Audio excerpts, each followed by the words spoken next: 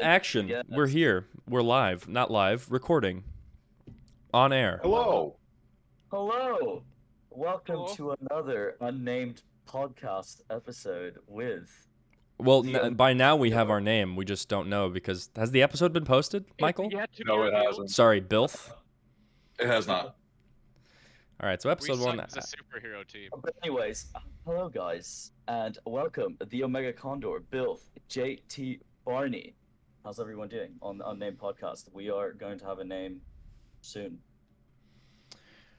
Very Um, soon. When Yeah, this it's gonna one be great. drops. pretty good.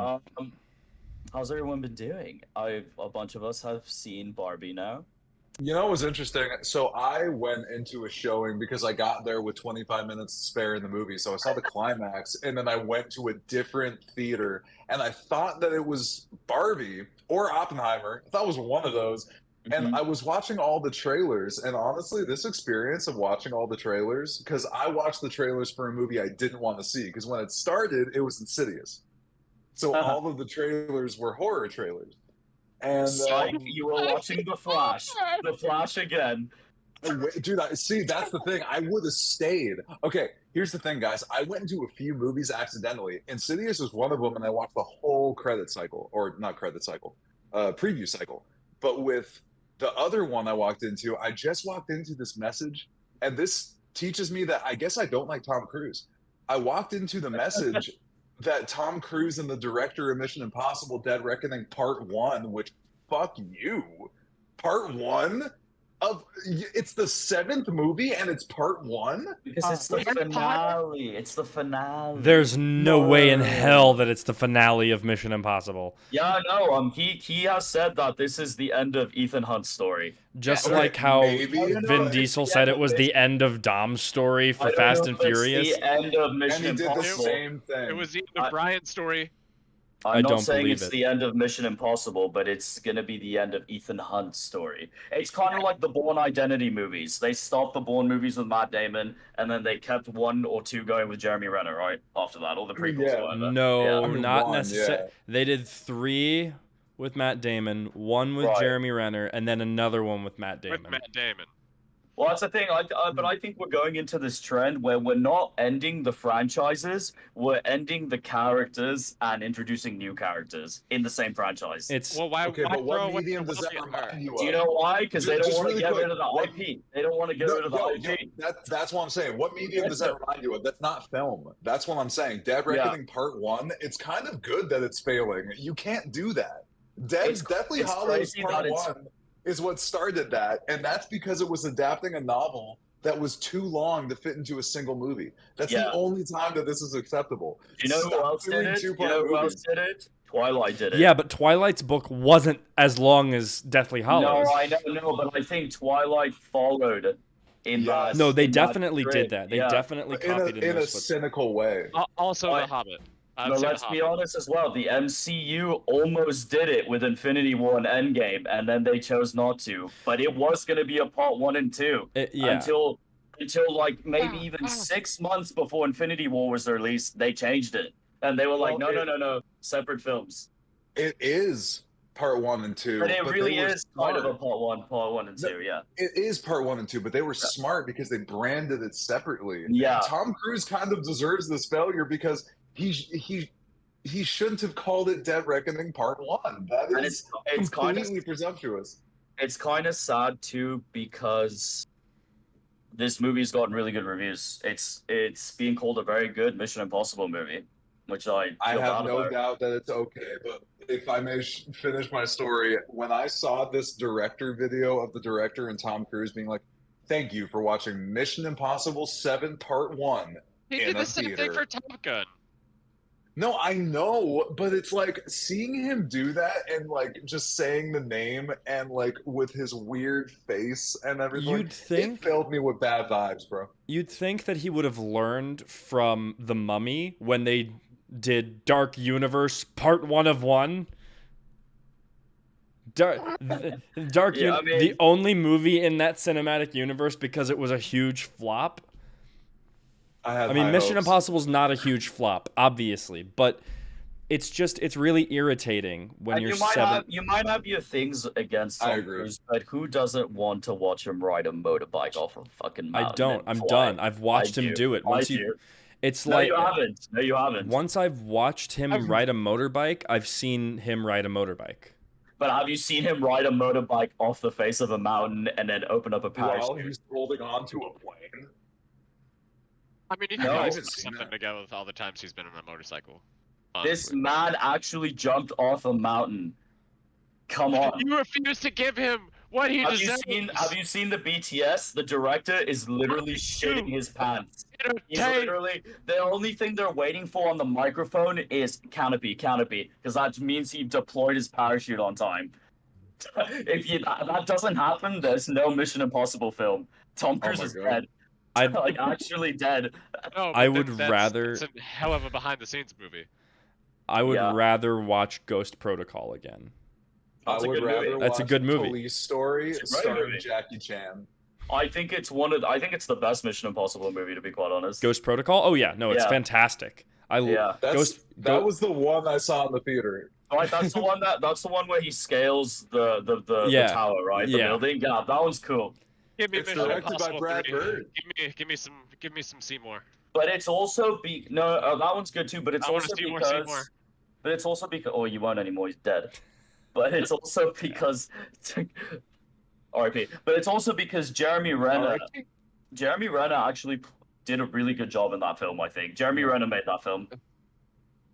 With his I don't know, his weird. I don't know. He gets Mannerisms. plugged into. He's like a Zoe Saldana. He gets plugged into every fucking franchise. Yeah, too bad he got injured, or he probably would have been in this last one. Yeah, it's tough for him. Tough lad. I don't know. Mission Impossible and Tom Cruise in general. Maybe I'm on a downward spiral, but he's too conservative a filmmaker for me. He used to do roles because he trusted directors. And if you Oh. look at his career, he literally, his last Oscar nomination and his first are very fittingly in the 90s. His first one, Born on the 4th of July, 1990. His last one, Magnolia, 1999. That was the decade in which he trusted directors. And then in the 21st century, doesn't trust directors anymore. He's his own boss. I do think a lot of that fault is with us who have put him on this pedestal of this like stunt man that can do anything. And I think now subconsciously that's the only thing he thinks about in his films now. It's like, what stunt can I top that tops the last movie I did? What? I don't think he cares about story as much anymore. I think he cares about like the persona that we've all made him out to be. Like, oh, Tom Cruise, he can do anything. He can jump off a plane. He can scale a fucking building. He can ride off the side of a mountain and he's alive. How? Without using a stunt double or any of that at his age. I And he think a was- lot of that has to do with us. Weird stuff like the Rex Grossman on What's Tropic Thunder. He gets his weird That- cat- that Lex was what I wanted Grossman. to bring up. Yeah. or- Oh, that Also, was such you a wanna see- fantastic you wanna role. see a special guest that's going to be introduced in our podcast soon. Oh, Look. Okay. That was a small preview. That was a beautiful cameo. It's Jake Gyllenhaal. Everybody, look. Hang on, guys, we're going to have Jake Gyllenhaal on the podcast. Someone put that as the thumbnail. Jakey Jilly? Jake On our Gyllenhaal. podcast? We're going to do that for clicks on the thumbnail. Jake Gyllenhaal on our podcast. Oh my god. And we just talk about how he looks like Jake Gyllenhaal for 90 minutes. I would. Sounds great. Let's put it on the docket. Yeah. Yeah, I'm just tired of Tom Cruise. I've got Tom Cruise fatigue, and I've had it for years. Yeah, man. Len Grossman, his best piece of Le- art Les of the 21st Grossman. century. Les Grossman. Les Grossman. Yeah. Nah, more Grossman. I just wish that he made a fucking spinoff, dude. I miss that guy. Dude, that was a fantastic role for him. Like, There was a spinoff in development for 10 I wanna years. have Never got off that- the ground. that And I wanna proved- dance. that Tom Cruise isn't just a stuntman doing crazy shit all the time. He's actually a good character actor. Dude, look at the 90s. All of his performances in the 90s are incredible because he was But- trying to learn from the people above him. And now that he is God, he doesn't do that anymore. Once again, So- that's the thing. It's the pedestal that we put him on. I think it's Yes, also It He might has be. the God complex, and Scientology probably has a lot to do with it as well. I was just you gonna know? say that Scientology probably has a lot to do with it. Yeah, I've heard a lot of he is actually quite literally a god to them. He is the god to them. I'm telling you, I've read so much. That guy, whoever the guy who was at the highest rank, stepped down, and he chose Tom Cruise to take Well, his spot. he has not stepped down, but he is his right hand man. He is his right hand man, yeah. And I think Tom Cruise honestly does a lot of the work, the dirty work for Scientology, to be honest. Because I think John Travolta got blackballed by Tom Cruise when he came into it, because it used to be John Travolta, right? He used to be like the right hand man. He was the superstar actor who was part of Scientology before Tom Cruise. Right, and then Tom Cruise came in and just shoved him aside. I don't know why he did, but like put him to the dirt. Dude, in the early 80s and everything, that's the crazy part, is that he's been there for just such a long time, and the entirety of his career he's been a part of it. Mm-hmm. But yeah, Reeves, an important question for you. When the hell are you gonna watch these films? This coming week. Okay, good. Yes. Good, because we want to converse. I know. And there's only one person stopping us Listen, right now. this is the last Oh week. my God. Tomorrow is the last day of my show. I know, guys. Okay, quick plug. My boy, Reeves, I'm so proud of him. He just finished the show. He's been doing it for, I don't even know how long now. 2 months. It was an 8-week. It was an 8-week run. A 2-month show. No, it's just amazing. I always get really excited when someone that I know is doing it. Doing something that we want to do out here. Whether it's theater, anything creative, even this podcast. Yeah, like, I'm proud of all of us for doing it as well. But I'm really proud on that journey that you went, and I'm excited to see it come to an end tomorrow. Thank you very much. Yeah. You were good. Thank you. He was incredibly good in that, guys. Just so you know. Guys, I've got my Spider-Man movies ranked. I want to say them. I'm ready. Ready. Take it away, Seabass. I'm ready to. Right. I am ready to debunk your list. No, and I have thorough. Listen to me right now. Thorough explanations on why this list is top tier, and I'm going to explain it. Okay, I'm going to start from the bottom. At the very bottom, I have Spider-Man: Far From Home. That movie is trash. I do not care what people say. That movie's awful. I hate that movie. I hate Jake Gyllenhaal in that movie. I do not like him as Mysterio in any kind of way. I feel that movie was really just, the plot was really lazily put. Anyone that was 5 and above could see that Jake Gyllenhaal was gonna be the villain. Like, that was a joke, right? I can't believe they even tried to mess with us with that at the beginning of in the first quarter, in the first like 2 acts of the film. Like, Mysterio's never good. That wasn't for. That was the Chekhov's gun, though, because they already know the audience knows Mysterio is bad. I get it, but in a more technical aspect of the film, I thought it was the most lazy Spider-Man film that I've ever seen, to be quite honest. And I did not like it. And I thought Tom Holland put in his poorest performance as Peter Parker Spider-Man. I thought that was out of his Spider-Man. Peter film. That was Peter. I think it was a weak Peter, though, to be honest. Okay. Even if it was a Peter film, which it was, I agree with you. I just think it was a very weak Peter. And he's even come out in interviews and he has said that he has rewatched his Spider-Man films and he did not like his portrayal of Far From Home the most out of all of them. So he in himself knows that. I thought that was the interview. He's like, I was too ripped. He's also said that. No, he didn't say that he was too ripped. He said that he was too big. He bulked up too much for that role, and he said that he was very uncomfortable. All right, so Far From Home you don't like. What's next? Hey, Far From Home, and then I have Spider-Man: Homecoming. I don't like Spider-Man: Homecoming that much either. It's an okay entry, but I think The Amazing Spider-Man is better, and I think Spider-Man 1 is better than that Spider-Man 1, than that particular Spider-Man 1. I really do. I think it's way better. Okay. I am worried because that means you think The Amazing Spider-Man 2 is better than Homecoming. I do, and it is. And it 100% is. And it 100% is. And do you know why it is? because the entire just Gwen and Peter No, dynamic in that- 2 makes up for the That whole dynamic fucking does film. not carry Wait, that you're film. talking Yes, about Homecoming. yes, it You're does. talking about Green Homecoming. Goblin. Ass. Let's stay on Homecoming. Okay, sorry. So with Homecoming, I just don't. It's okay, but I think the reason why I have it so low, it's an okay movie. I think without Tony being in it, with Iron Man, it would be a lot worse.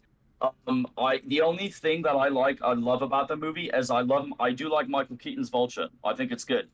It's one of the better villains, one of the better Spider-Man villains. But I just think that compared to the Amazing Spider-Man 1 and Sam Raimi's Spider-Man 1, it's not as good as those two one films. That's why I have it so low. And I don't think it's better than Into the Spider-Verse either. For obvious reasons. I don't have to explain that. You know? So that's just how I was seeing it. That out of the Spider-Man movies that start with 1 in their individual trilogies or sequels, I think it's the weakest one out of all the ones. Okay. I have Spider-Man 3 next. I don't have to even talk about that movie. You think that the Amazing Spider-Man 2 is better than Spider-Man 3? Yes. Good lord, man. Yes. You're nauseatingly wrong. Nauseatingly wrong. Okay, Depending on where he is on the list, I don't think he is. The part, yeah, I would argue is wrong. I'm gonna run.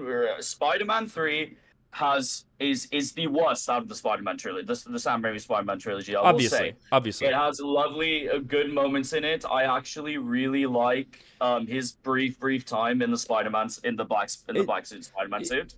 I agree. The thing with Spider-Man 3 is that it's fun bad. You enjoy it's so bad it's enjoyable to watch. Exactly, and that's what I'm getting at. I love Bully Maguire. Please, I will watch that all day long. I will watch that. It's too far. Please, it's too far. You're not gonna watch that. I watch that all day long. The scene where he tries to make Mary Jane jealous in front of Gwen Stacy in the bar is the best scene I've ever seen in my life. It's amazing. Yes, I love it. I absolutely love it. And I really like, very underrated, has a very good soundtrack. The Sandman theme is very good. The Sandman theme is amazing, and I feel for Sandman in this film. The whole thing with his daughter it hits me. He has a great character. He's a great character. It's really layered. It has a lot of depth. It has. It does. It's amazing. It has a lot of depth. I hate Venom. Obviously, it's only in the film. It's only bogged down by the rest of the movie. I mean, it has its shining moments, but I hate Venom. Obviously, I hate Brock. That is really bad. I mean, it's a bad Brock. They haven't. Spider-Man has yet to nail a Harry Osborn villain yet. Is this Harry Osborn villain better than the Amazing Spider-Man 2 one? Eons better. But are they still both bad? Absolutely. But at least he dies for his friend, and I can appreciate that. It comes full circle from Spider-Man 1, and he forgives Peter and whatever, and he sacrifices his life for him. Like you're saying, Reeves. Oh, Condor. Reeves Condor, whatever your name is. Omega Reeves Con. Omega Reeves Condor. No, like you were saying, there's beautiful moments in the film, but there's also a lot of moments that are really bad. Like, there was no reason to give me 20 fucking villains in that film. Of course. Yeah. Okay, moving on. Spider-Man Civil War. I think they introduced Tom Holland's Spider-Man really well into the MCU. I really liked it. Like, the whole, Underoos, I love that. That was amazing. And in his old little, in his little banter that he has with Captain America, where he's like, oh yeah, Queens, Brooklyn, all that.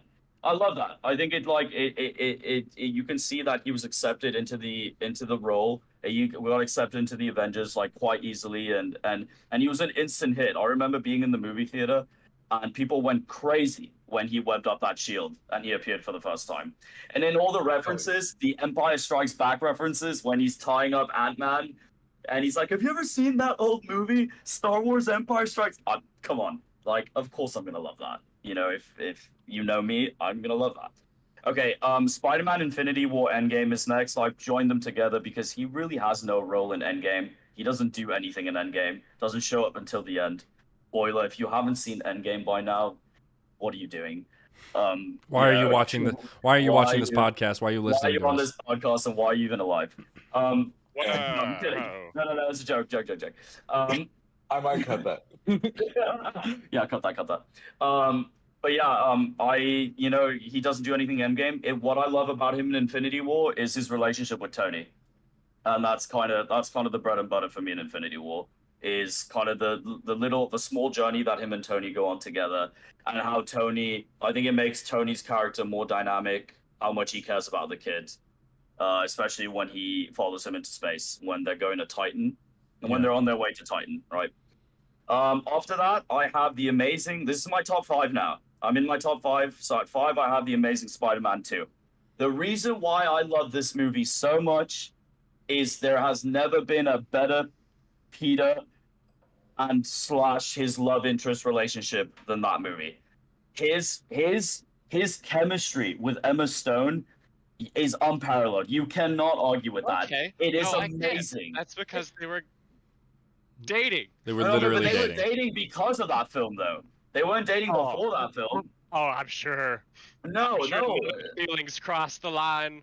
Like, none of the sparks started to fly. But I'm just saying, their chemistry was so good on film that obviously they did, and it shows. Like, their dynamic is amazing. And that Emma Stone death scene, there is no sadder moment in Spider-Man history in the films than that scene. There just isn't.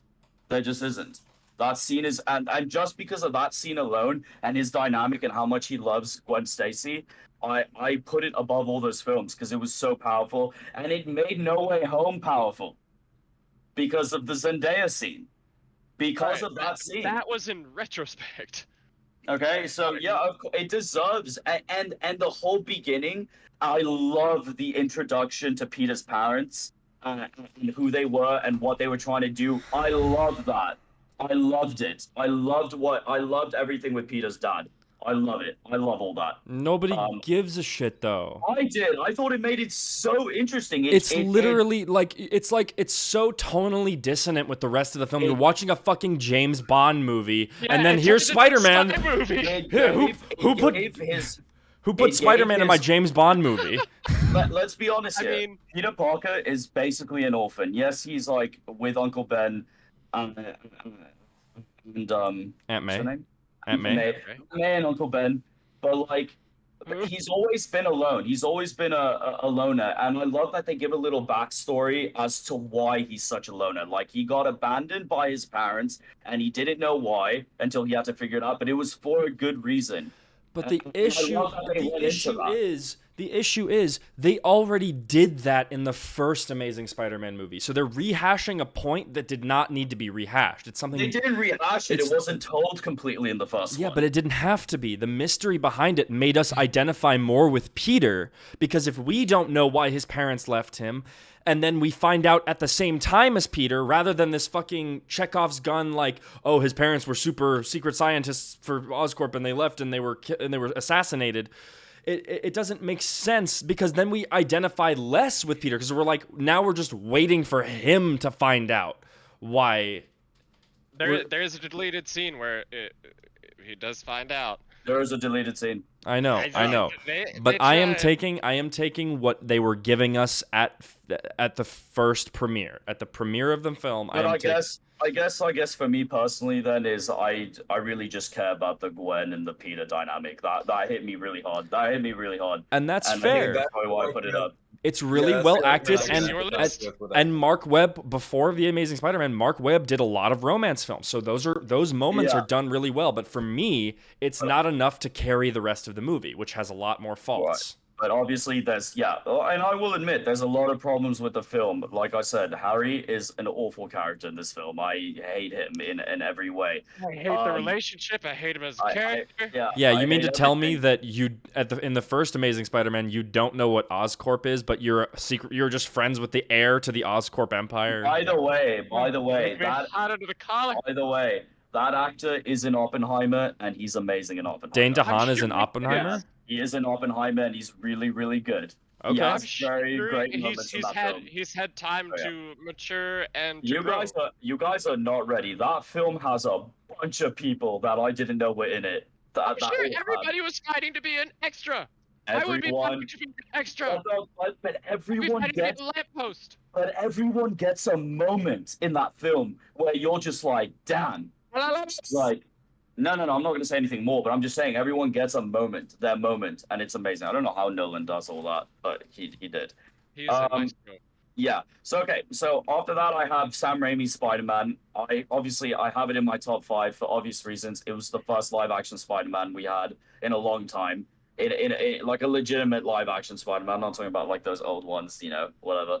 And it was just captivating. Like everything from the beginning, the score, the musical soundtrack, the very beginning, the score. Like, tell me that's just not what, and such an iconic score by Danny Elfman. It's amazing. Absolutely. Just everything about it, a good origin story and a great villain. Like Willem Dafoe was amazing as the Green Goblin. I loved it. Very sort of like character actor type of thing, very expressional in the face. I loved all of it, and it was amazing. And the Kristen Dunst, dichotomy, like the dichotomy Yeah. between the goblin. yes, So like he has a gap in his teeth, but whenever he's Norman, he has like the thing. filler Yeah, that yeah. makes him look like he yeah, has that regular makes it teeth. spiky. And Yeah, whenever he's the goblin, that's taken out, and he has like the fucked up teeth. yeah. I think it was a good movie because they really went into the psychology of Norman, of the Green Goblin as well. Like you could see how conflicted he was and he was struggling. And I love that scene where he is at Aunt May's apartment and they're about to have the apple pie or the Thanksgiving together, and he's about to like cut the turkey, and then he just walks in and Spider-Man's on the roof and that droplet of blood just falls onto the ground and he just like senses it as Green Goblin, but he's Norman Osborn, but he senses and he just looks back. I think I love that scene so much. I love that Um, scene too. Quick yeah. interjection. Has anyone on this panel seen the 2008 superhero spoof, Another Superhero Movie? No. With Drake Bell? With Drake Bell, yes. Do you remember what that spoof's analog to the scene that Sebastian just mentioned was? No. Okay, Sebastian. There is a American spoof comedy that came out in 2008 that parodies the scene you were just talking about, starring Drake Bell as the Spider-Man character. No way. And he's on the ceiling, and instead of blood dripping, he really needs to go to the bathroom. So he starts pissing himself, and the piss coming down when he's not looking. He's like, "Did I just hear something?" Oh my god. And it keeps like stopping every time he looks. It's super stupid, but yeah, that just reminded me of that. All right, continue. Okay, continue. In my top 3, I have the in my top 4, sorry, I have Into the Spider-Verse. So I have Into the Spider-Verse now. It's in my top 4. So this is going to be like the epsilon, the top of the top. Obviously, for obvious reasons, Into the Spider-Verse was something we've never seen before. The animation was groundbreaking at the time, and it's nothing we've ever seen before. And it came with a really good story. I have a couple of issues with it. I thought the pacing was kind of rough sometimes, but that's neither here nor there. It's a great film. It's a great film and introduced us into one of my favorite, like Miles Morales is one of my favorite characters in Marvel now because of it. So I don't have to go too much in depth. I think they handled the multiverse with all the for the first time with the Spider-Man really, really well. I loved every character. I love Spider-Pig. I love all of them. Everyone was amazing. Do I think it's better than Across the Spider-Verse? Obviously not, because I haven't said it yet. So obviously me and Condor have that difference. We have a But I disagreement on that, yeah. But I have Into the Spider-Verse, great movie. Okay, following that, I have The Amazing Spider-Man. I love that movie because I think Andrew Garfield is my favorite Peter Parker. I think he is the best Peter Parker out of all of them. That's just a personal me. I think Andrew plays that role sublime, amazing. I really feel with it. I love how it's almost like he puts in a good performance for Peter Parker, and I feel like it's hard to put in good performances when you're a superhero. It's like it's because it's not the writing is not up to par for a lot of stuff. I think he really makes it his own, and I think he does the best that he can absolutely do with that writing, and he gives it his all. And I think he gives a really unique take on a Peter Parker that's more like nervous and like the sad. It's almost like the sad boy aesthetic, you know, but it works for him. And I love the origin story. I think it's really inventive. I think it was very fresh from what we were used to at the time with the Sam Raimi trilogy. Um, I love that it was a Gwen Stacy. You know, they did Gwen Stacy and not Mary Jane to switch things up a little bit. And I think Emma Stone and Andrew Garfield were cast perfectly for that. And obviously their dynamic worked really well on stage. And I really liked the Lizard as a villain. I liked Kurt Connors. I thought he was also dynamic. And even Gwen Stacy's dad was dynamic, the police officer. Like I thought he had intention. He you know you understood why he thought why he what he did about Spider-Man, and I thought it was a terrific origin story. I really did. I really enjoyed it. That's just me. Okay, and then next I have Across the Spider-Verse in my top three. Okay, Across the Spider-Verse it was phenomenal up until I watched Oppenheimer. It was my favorite movie that I've seen this year. So it's my second favorite movie now. I think it takes everything that Into the Spider-Verse gave us and just did it better. I don't know what else to say from top to bottom. The visuals were just out of this world. I don't even know what like I've never seen an animated visual like that before in my life. And it just really goes to show, going back to all these strikes and everything, that when you give them proper time, when you pay them correctly, we can have good projects. I am so sorry. I am so sorry. So, editor's note, there was a widespread journalistic campaign against the labor conditions on that film. Really? So, yeah. So, Oh, I am not. Yeah, I am not sure that. Well, maybe they didn't get paid fairly or anything, but above all else, they did take their time on that film. So at least they weren't rushed, right? It was about dictatorship, like yeah. They had to change scenes with deadlines that were literally like 3 days away, and they couldn't go. Got it. Yeah, so it was a sweatshop type deal. But it produced great work, so it's controversial, but yes. Yeah, but it makes it does put a little sour in my mouth though, because I do love that film a lot, and it's sad that that's how it was made. But spoiler alert for my list, I agree with you. But my God, did they turn in a fantastic project?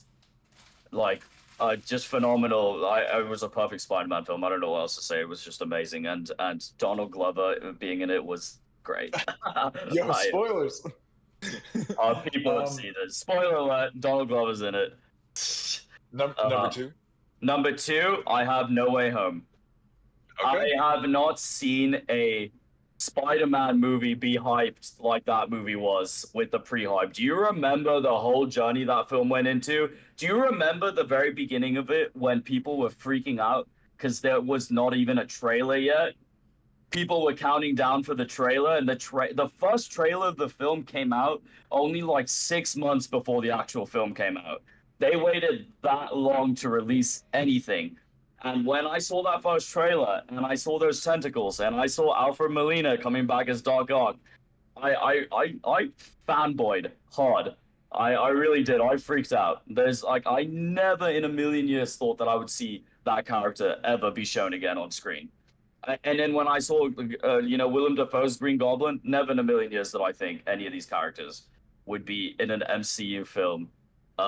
And seeing Andrew and Toby together was just, I don't know.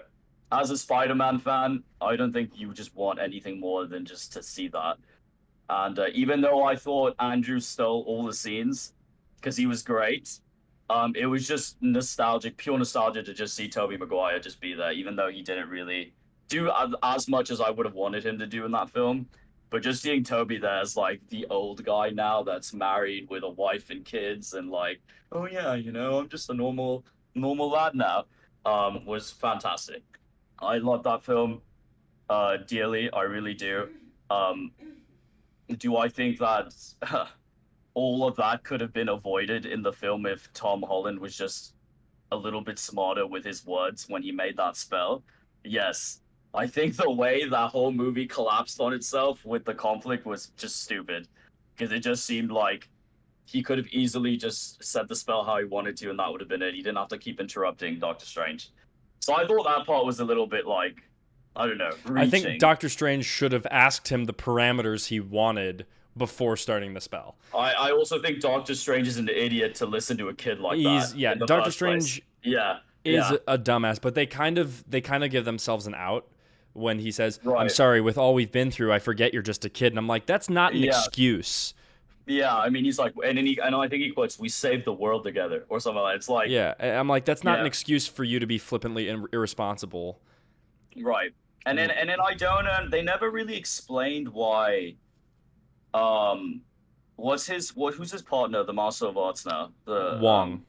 Why they never explained why Wong just left the film? That was Yeah. his She-Hulk, I believe. That's when Yeah. he left for She-Hulk, Oh, or for when She-Hulk. That's when right, he that's left right. for That's right.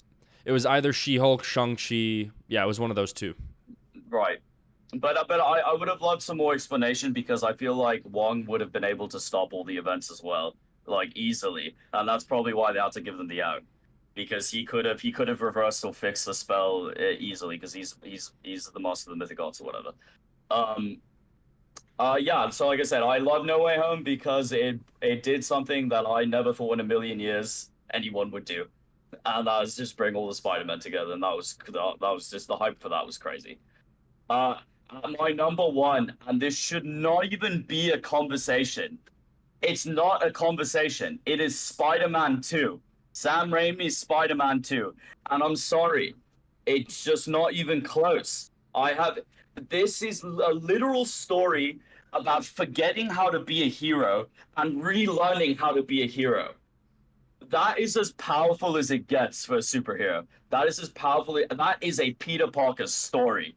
That whole film is a Peter Parker story, and it is the best Peter Parker story I've ever seen, by far. You just cannot deny everything that he has to go through to be Spider-Man again. Because at the beginning of the film, he's at the height of his powers. He's Spider-Man. He knows what he's doing. He's even a little bit cocky, you know? And then for him to just go back to square one and have to relearn how to be all that and doing it for the right reasons, because with great power comes great responsibility. Everything that Uncle Ben taught him was just amazing. And then Alfred Molina's Dr. Octopus is the most dynamic Spider-Man villain I've ever seen. He's bloody fantastic. I just don't know what to say. He's bloody fantastic. Everything you feel for him. You feel for him because at the root of it, he's a scientist, and he genuinely wants to make the world a better place. But he just loses his way, and Spider-Man has to find himself to help him at the end. And the whole thing and his whole relationship with Mary Jane and how he goes about Mary Jane and how he wants to essentially quit being Spider-Man so that he can be there for her is all of that is just the movie is just so dynamic, and it has one of the best Spider-Man fight scenes ever on that train. That train scene between him and Dr. Octopus is I can still keep rewatching that scene and be entertained. And I know exactly frame for frame what's going to happen, and I love that scene. Even the scene where the mask is coming off and the people of New York give him his mask back and put it back on him and give it back to him. I love that film. I could talk about this film for hours, but for me, Spider-Man 2, the best Spider-Man film I've ever seen, and still is. And for me, it's not even close. There you go. All right, That's my Condor. list. Okay. Yeah, I'll go next. So, at the bottom of my list is The Amazing Spider-Man 2. I think that is the worst Spider-Man film ever made. It has Why do you think it's so bad, though? too many villains. Music. What about the music? That is some of the best web-swinging music in Spider-Man. Are Okay. you fucking serious? Yeah, I'm has the serious. I'm best- serious. It has the best web It has- swinging intro out of any Spider-Man film. It has too many villains, It's- all with flimsy motivations. Peter is Are you talking about Spider-Man 3? no. Because here's and we're gonna get to Spider-Man 3, and it's sooner than you think. Because now, while it has only 2 major villains in the story, Electro's motivations are flimsy at best because he wants attention. He's like He wants the world to see him, and I'm like, Yeah, he wants to be seen. he's a crazy person who thinks Spider-Man is his friggin' roommate, and I'm like, what gave you this idea? I'm like, you had one conversation with Spider-Man, and this is really uncomfortable. Villains are made from obsessive people. Sure, yeah. And also, again, the Gwen Stacy Peter dynamic is not enough for me to carry the movie for me. I think it's good. I think the characterization is done well, but also, again, the movie, the tone of the movie is not set well. You can honestly if you- sit there and think Far From Home is better than this movie. Yes. So I think if they cut out the entire opening with his parents going on the jet and dying, and just started with him diving from the sky into New York and swinging and saving from Paul Giamatti, that would have been a way better tone setter for the movie. And then we later can, because we're just as in the dark about Peter's parents as he is, and we identify with him more. He's asking these questions which cause us to think, oh yeah, what about his parents? But no, that we already know what happens. We already know what happens to his parents. So we're like, why are you asking this question, Peter? Don't you already know? Because we know. I'm like, that's just not that's not good storytelling in my opinion. The ending of that film is shite. Absolute garbage. Itsy bitsy dubstep is horrible. But you have to think back. During that time, dubstep was very popular. Okay, yeah, that's what better way popular. to portray like voltage through your ear? How better way? Do you remember that's the fair, rampage that dubstep came through everyone? But I don't understand if those coils are the way. Okay, so the way electricity can make sound is if the coils that the electricity is hitting are wound differently at a different tightness. That's what creates the frequency and the sound. You're telling me that electro is not only being the electricity that's making the sound, it would all be one note because the coils have to be consistent in how they're tied. Depending on how much power is being pumped through there, it could make the sound a little bit more tight, like all right, fair, but now we're just getting into the logistics of anyway, of movie science, whatever. And then you just introduced the Green Goblin with 20, let alone that it's the worst portrayal of the Green Goblin in cinema, but it was in the last 20 minutes of the film? Are you joking me? Spider-Man's greatest villain? Harry does go through a small journey because he realizes he has that illness that his dad has. Barring the fake Osborn illness. That's really Harry doesn't show up until the half-hour mark. Yes. Why do you agree with that? Oh no. You're muted. We lost you. All Quick, right. Michael, give me your top spot. I'm kidding. All right, I'm gonna continue his list for him. His next is I have here. It's Venom. Venom 2 actually. It's Carnage. Oh my god. Test. Okay, we're back. Okay. Anyway, Spider-Man's greatest villain of all time, his greatest enemy, is wasted in 20 minutes. The greatest, like I don't mind Harry getting the cure or whatever, but don't show him until the third movie. The third movie is when Gwen Stacy should have died. They rushed it. It was rushed. Because they weren't thinking about the movie they had. They were thinking about the movies they could make. I do agree with that.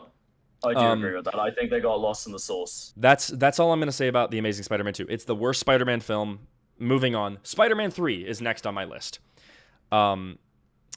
Spider-Man 3 is better than The Amazing Spider-Man 2. It has all the same problems, but it has a unique voice. It has more memorable moments because of the portrayal and the writing of the characters. Because can I say as well that Spider-Man 3 is just an entertaining movie as well? Absolutely. I am entertained when I watch that movie. It's not the first Spider-Man movie I'll choose to watch, but it is entertaining to watch. I will say that. Too many villains. All of their motivations are clear. I can say that much. Eddie Brock, for me, works as a foil to Peter because he's like skeevy Peter. If Peter didn't have Uncle Ben from the beginning, I feel like that's how he would have turned out. Like I close. just didn't like that they casted the guy from that 70s show. Yeah, no, Topher Grace. Topher Grace is not my favorite actor. Yeah, he's not a Brock. He's just not a Brock. No, He's but Flash Thompson. yeah, absolutely. Yeah, but he could be, but not a Brock. His portrayal aside, his motivations were clear. The symbiote definitely helps enhance those. I feel his hatred for Peter, and like that's all I need. That's all I need from that character. I hate Peter Parker. The symbiote hates Peter Parker. Venom hates Peter Parker. Hate plus hate equals hate. So, what do you think about the final battle scene at the end of 3? It's meh. Yeah, it's not super memorable. I don't even remember what the Sandman was doing then. He was literally just, he was just waving his big ass arms around. I'm like, what is, okay, Sandman, go home. You're drunk, clearly. And I don't even like the final fight with Venom, to be honest. I don't like it either. I think it's smart the way Peter gets the symbiote off of Brock, but Brock, I don't see a motivation for Brock to jump into the symbiote as it's about to explode. That doesn't seem like, insanity aside, I don't understand the motivations. Like, yeah, you want to hang on to that power, you don't want to lose that power, but the fact that you'd rather be vaporized than lose that doesn't make a lot of sense to me.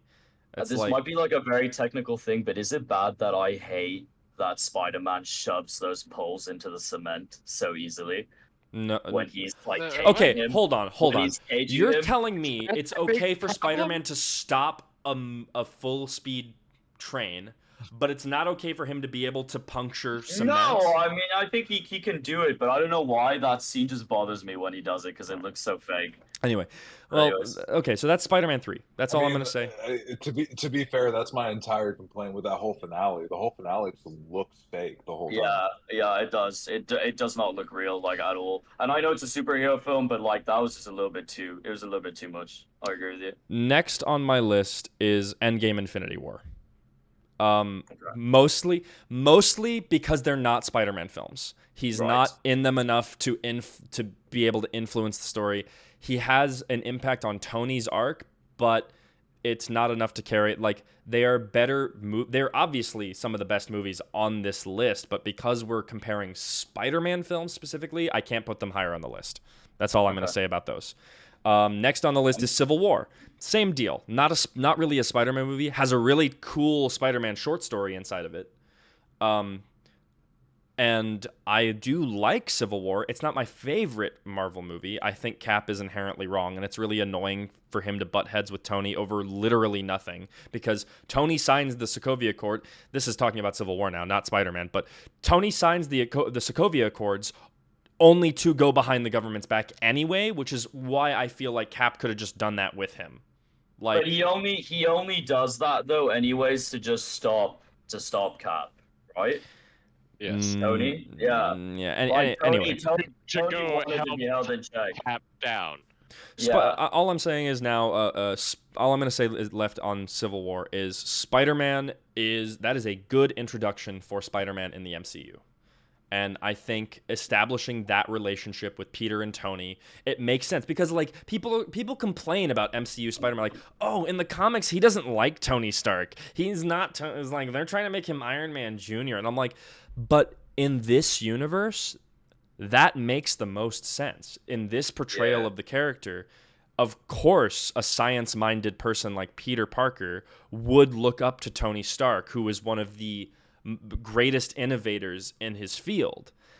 Agreed. I think he was the only one that could ever be the next Tony in that world. Yeah. If there was to be another Tony. That's all I'm going to say about Civil War. Next on my list is Far From Home.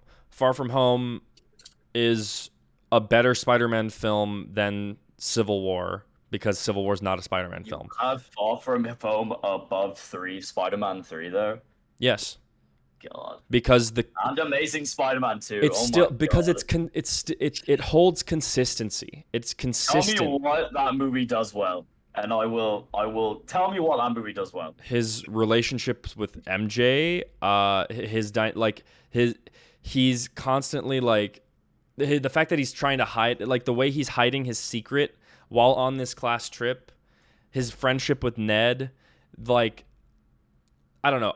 I think his self-doubt because Tony is now dead, his doubt within himself, he has to find. He can't be the next Tony Stark. He has to find it within himself to be his own hero. And this is the first step in him doing that. In my opinion. What do you think about Jake Gyllenhaal's Mysterio? I thought it was fine. I thought it was for the MCU, it was a great portrayal of the way Mysterio's powers work. Yep. I thought it was incredibly great way. You like the drones? I love the drones. Okay, Reeves, to your point, for real, like the adaptation of his power set to the MCU was perfect. Yeah. Like that's the perfect way to implement it. Absolutely. Like the Mandarin from Iron Man 3, it tried to do a similar thing, but the Mandarin one. Don't you talk shit about the Mandarin. I love that character. Okay, wait, dude, which Mandarin? The actor one. Okay, I love him. Sir Ben Kingsley's Mandarin. Yes, that's. Yeah, we're talking about the Aldrich Killian. Oh, I hate that guy. Yeah, he's like, I'm the Mandarin, and then he breathes fire. Stupid. Yeah. Stupid. And I wanted to walk out of that theater. If I would have, if my dad hadn't paid for the ticket and was sitting right next to me. Oh my god. No, we're leaving. I'm like, Dad, I want to leave. No, son. I paid $22 for this ticket. Watch the freaking movie. Anyway, so I think, to your point, Bilth. Yes, it was the perfect way to adapt Mysterio's powers to the MCU. The characterization might have been a little off. I'm really tired of Peter cleaning up Tony's messes. At this point, I am really tired of that. Yeah. But that's all I'll say. So Far From Home, that's the next on my list. I like how MJ is clearly smarter than Peter thinks she is because he's trying to hide the fact that he's Spider-Man, and she's like, "So you're Spider-Man?" And he's like, "What? What? Me? Spider-Man? Crazy. No." And she's like, "I'm not dumb." And I'm like, "Yeah, of course she's not dumb. She's MJ." Anyway, next on my list is No Way Home. No Way Home is so low on my list because while yes, it was hyped, and yes, I enjoyed seeing all the Spider-Men together, that movie hinges too much. It relies too much on their own respective film universes to be good. As a first-time viewer, if you haven't seen... Wait, which movie are you talking about? No Way Home. Oh, No Way Home. I'm saying as a first-time viewer, if you haven't seen the Mark Webb or Sam Raimi Spider-Man movies, you don't feel the same emotional weight as somebody who has seen those movies. You're right. You that movie, it takes so much weight off if you haven't seen those films. It relies too heavily on other properties, and I am of the mind that if your movie cannot stand on its own and you have to bring in one of those. If you have to, it's the same thing with Star Wars. If you have to tell me something about your movie with external pieces of media, this is the reason then you don't have a Star good. Wars Then it's not a good movie. This is the reason why people complain about The Last Jedi, right there. It's what you just said. Because directors are with this fad now where they talk about like, oh, but I want to make the movie my own. I want to make it a standalone movie. Okay, So listen. You cannot do that in a franchise that has one story behind it. Okay. You cannot go and make it your own because then it takes so much weight out of the other story that's been told. I hate when directors say this. Which is why a franchise, a trilogy of movies, should have one director hired to make it. I'm saying that when you have to bring in external pieces of media to explain why your movie makes sense, you have a bad movie. But that's all part of the fun. That's the fun of it because you're dealing with one. So you're saying Palpatine returning is fine, and that the fact that somehow he returned. No, I'm not saying that I agree with everything that's being told in the lore, but I'm saying that if you veer too much away from the basic plot line of your franchise, which is in Star Wars, for example, Star Wars, the first movies are about the Skywalkers, and it should be about the Skywalkers. And this is why people complain about The Last Jedi, because Ryan Johnson purposely veers away from that on purpose. But it's stuff like that that pisses the rest of the fans. That's not why that no. actually That's not why I put don't in like the The Last work. Jedi. That's not why I don't like the. I know. I'm just using an example of what you're saying. That's why people put. It makes people like us, who are the diehard fans, that put in the work to understand the story, and then for something like that to happen, and just like be like, okay, cool. If no, okay. Listen, if anything, my statement can be more easily equated to Rise of Skywalker because they had to use external pieces of media to explain how Palpatine returned and what Snoke actually was. That's more of the reference. I guess there's a line. I guess there's where people do it just to fill their movie up because they're not creative. The Last Jedi, I dislike for different reasons because Right. I don't mind the fact that Ryan Johnson tried to make the Force and bring it back to its roots. That it doesn't matter what your lineage is, but Right. but the Force is inherently within everything in the universe. It binds us, it penetrates us, it is what holds the universe together. But one glaring one that comes to mind when we think about this situation is with Obi-Wan Kenobi, the TV show. And when Deborah Chow, the whole marketing campaign for that TV show, Deborah Chow was like, "Oh yeah, but I'm making it my own standalone show. It's my own thing. You know what? I brought something new to it. I brought my own thing to it. I made it my own." You have okay. I'm not saying make it your own. I'm not saying make it your own. No, I get it, but you cannot do that with established characters already. Yeah, I understand. Do your homework and make a good movie that can stand. What she didn't do. But so the Raimi trilogy. Each movie can stand on its own as its own contained story, and you lose nothing. Spider-Man 1 and 2 in particular. Spider-Man 1, great self-contained story, and it is continued in Spider-Man 2. But if you don't watch Spider-Man 1 and start with Spider-Man 2, you still have an understanding of the character, but it's still a progression of the arc.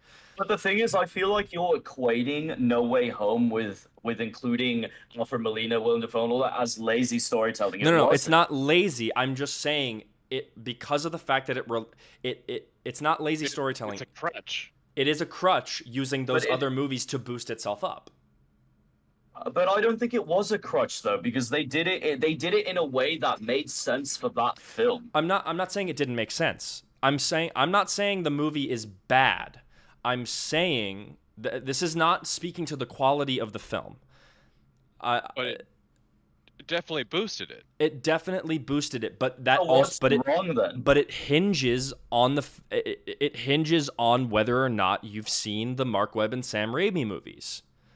You don't have those emotions if you haven't seen them. If you're going to go into this franchise, you have to know that you got to do your homework. I just don't understand. Yeah, but if I'm gonna bring my 5-year-old kid and they say I want to see Spider-Man and you haven't and they haven't seen those movies, we have to get you caught up. Yeah, well, you do your right. Yeah, right okay. Do my due diligence and show my child this hypothetical child that I don't. Yeah. Anyway, you show him the beginning. That's the point I'm trying to make though, is that it hinges for the emotions to work, for you to feel those things. It hinges too much on external media, which it shouldn't have to. Yeah, see, that's completely true. You're completely right. That's completely true. There's nothing about that. Correct. He's correct, but what bothers me is when people go into it being lazy viewers and like, oh, I don't feel like watching the rest of the Spider-Man but obviously movie, I'm not one of those viewers. I know you're not one of those, but that inherently is what gives these people that laziness. And they're like, oh yeah, I don't need to watch the other ones because they said this is a standalone Spider-Man. I don't have to watch the other ones. Okay, spoiler alert. Well, we will return to this conversation when it's my list, so we should move on. Okay, all right. So that's No Way Home. 2, 3, 4, 5, 6. Okay, so next is The Amazing Spider-Man, the first Amazing Spider-Man. That one is a serviceable Spider-Man story. I like the characters. I like the arc. I like the introduction of Peter's parents, and I like how we are left with so many questions because then we, like I said earlier, we identify more with Peter, and the fact that And like I feel something when he picks up his dad's old briefcase, because that's shit that I would do with my dad's old briefcase that I have. Like I feel something. Of course you would dig through that and find any piece of what connects you to your parentage. Yeah, that was a good moment. That was a good moment. Peter's motivations do bother me, but it makes sense for the narrative that they're telling. Because he becomes Spider-Man at first for vengeance, not out of responsibility to save people. It's not until about the halfway point of the movie where he understands the responsibility he carries, and it becomes less about vengeance towards Uncle Ben's killer. That's all I'm going to say about The Amazing Spider-Man. Great characterization. Can I just say one more thing that we didn't say about The Amazing Spider-Man that I think is amazing? Go for it. Want to come up with another list? I know, I just think that Sally Field is an amazing Aunt May. No, she's a very great... I do think that we need to speed up the pace a little bit because we will be talking about these movies multiple times. We are at an hour 15, so yes. I'm sorry.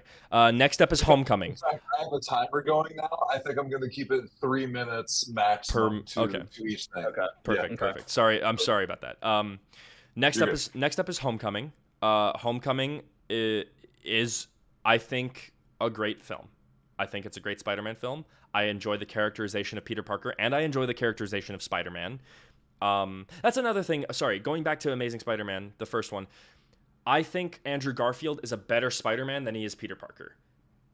Good. I agree with that surmise. I am the opposite. Back to Homecoming. Homecoming, the Vulture is a great first villain for Spider-Man to have. I am still kind of annoyed that... this is my top 5. Homecoming is number 5 in my top 5.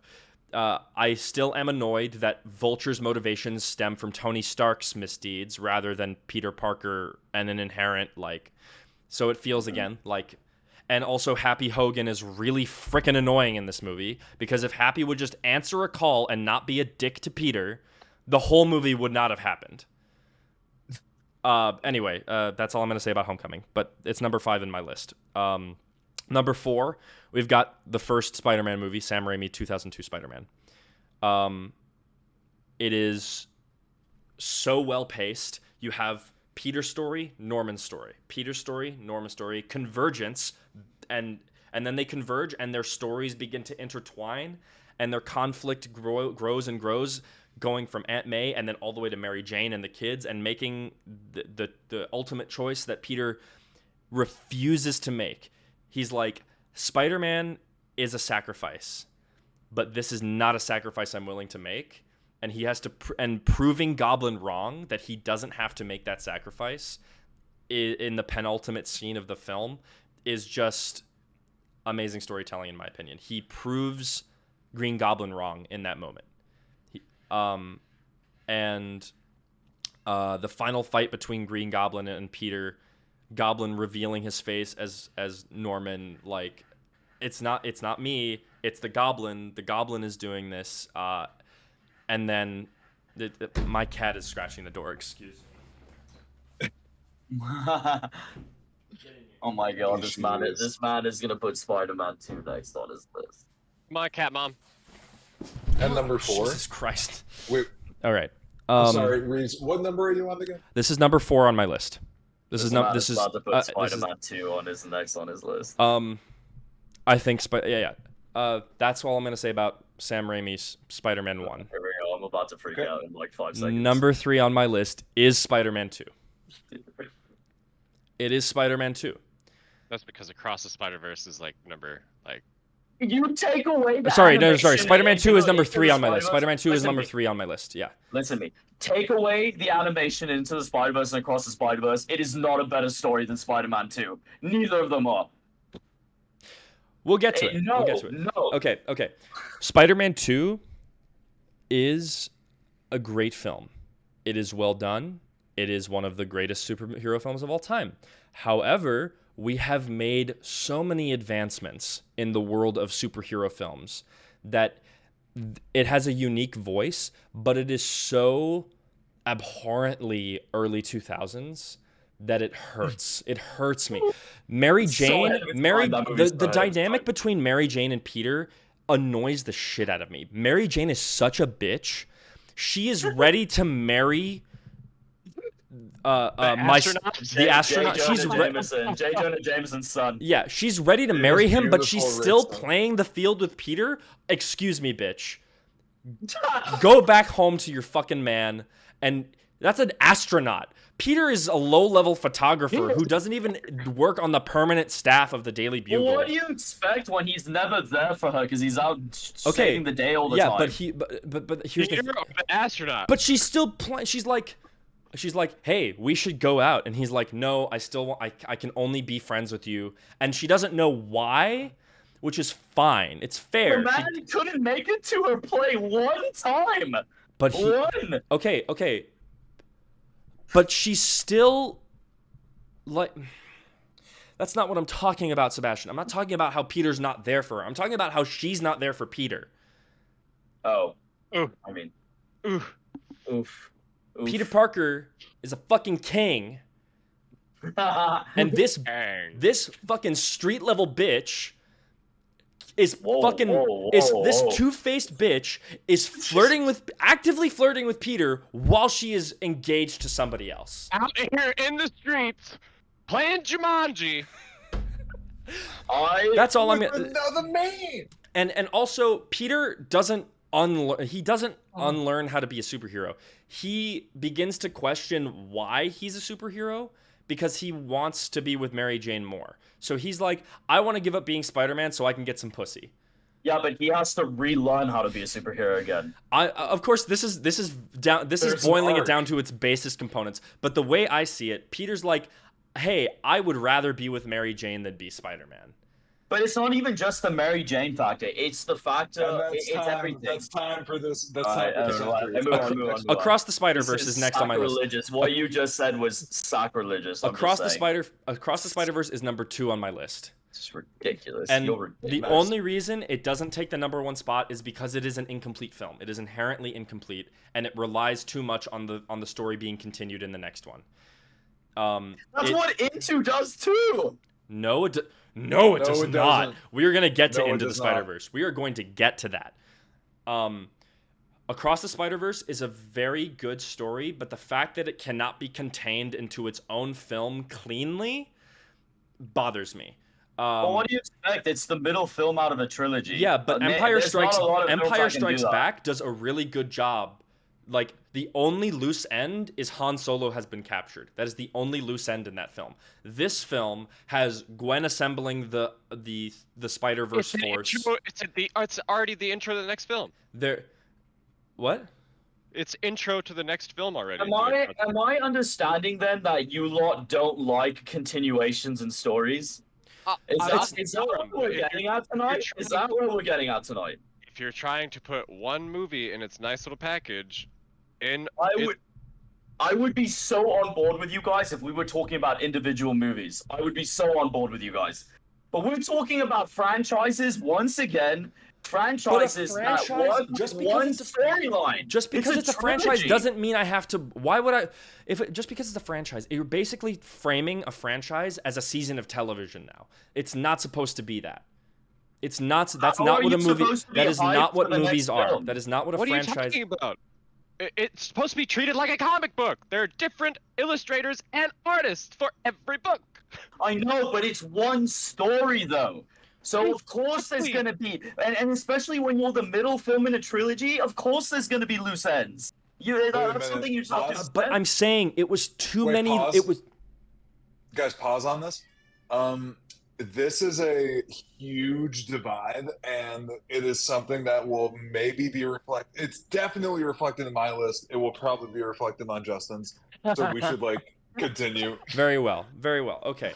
So, but that's the thing is that I'm not saying I don't like loose ends, because don't get me wrong, because I love Young Justice season 4, and that has it ties up everything really well to end the series, but it also has enough loose ends to pick the show back up if it needs to be. Anyway, Across the Spider-Verse has too many loose ends to be satisfying, to have a satisfying ending, a satisfying conclusion to that movie's story, that movie's arc. Are you kidding me?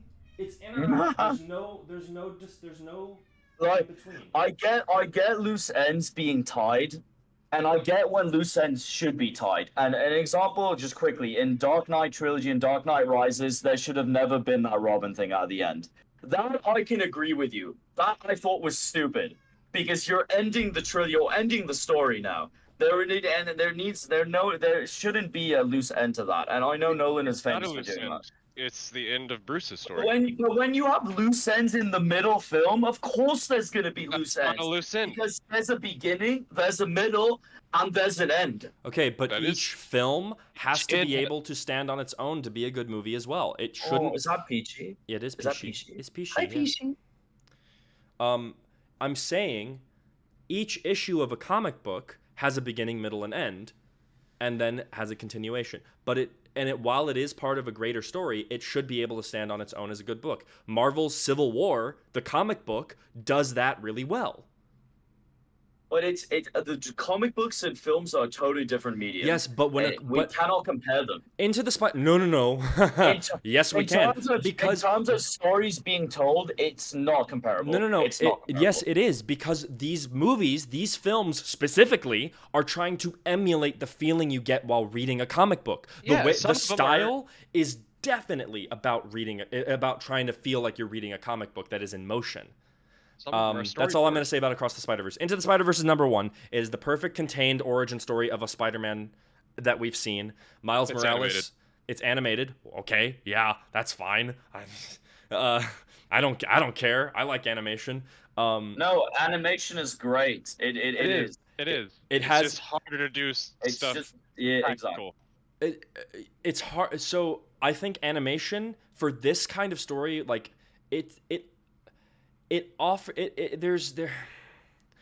there's a broader horizon that can be reached with animation, with a story and characters like this.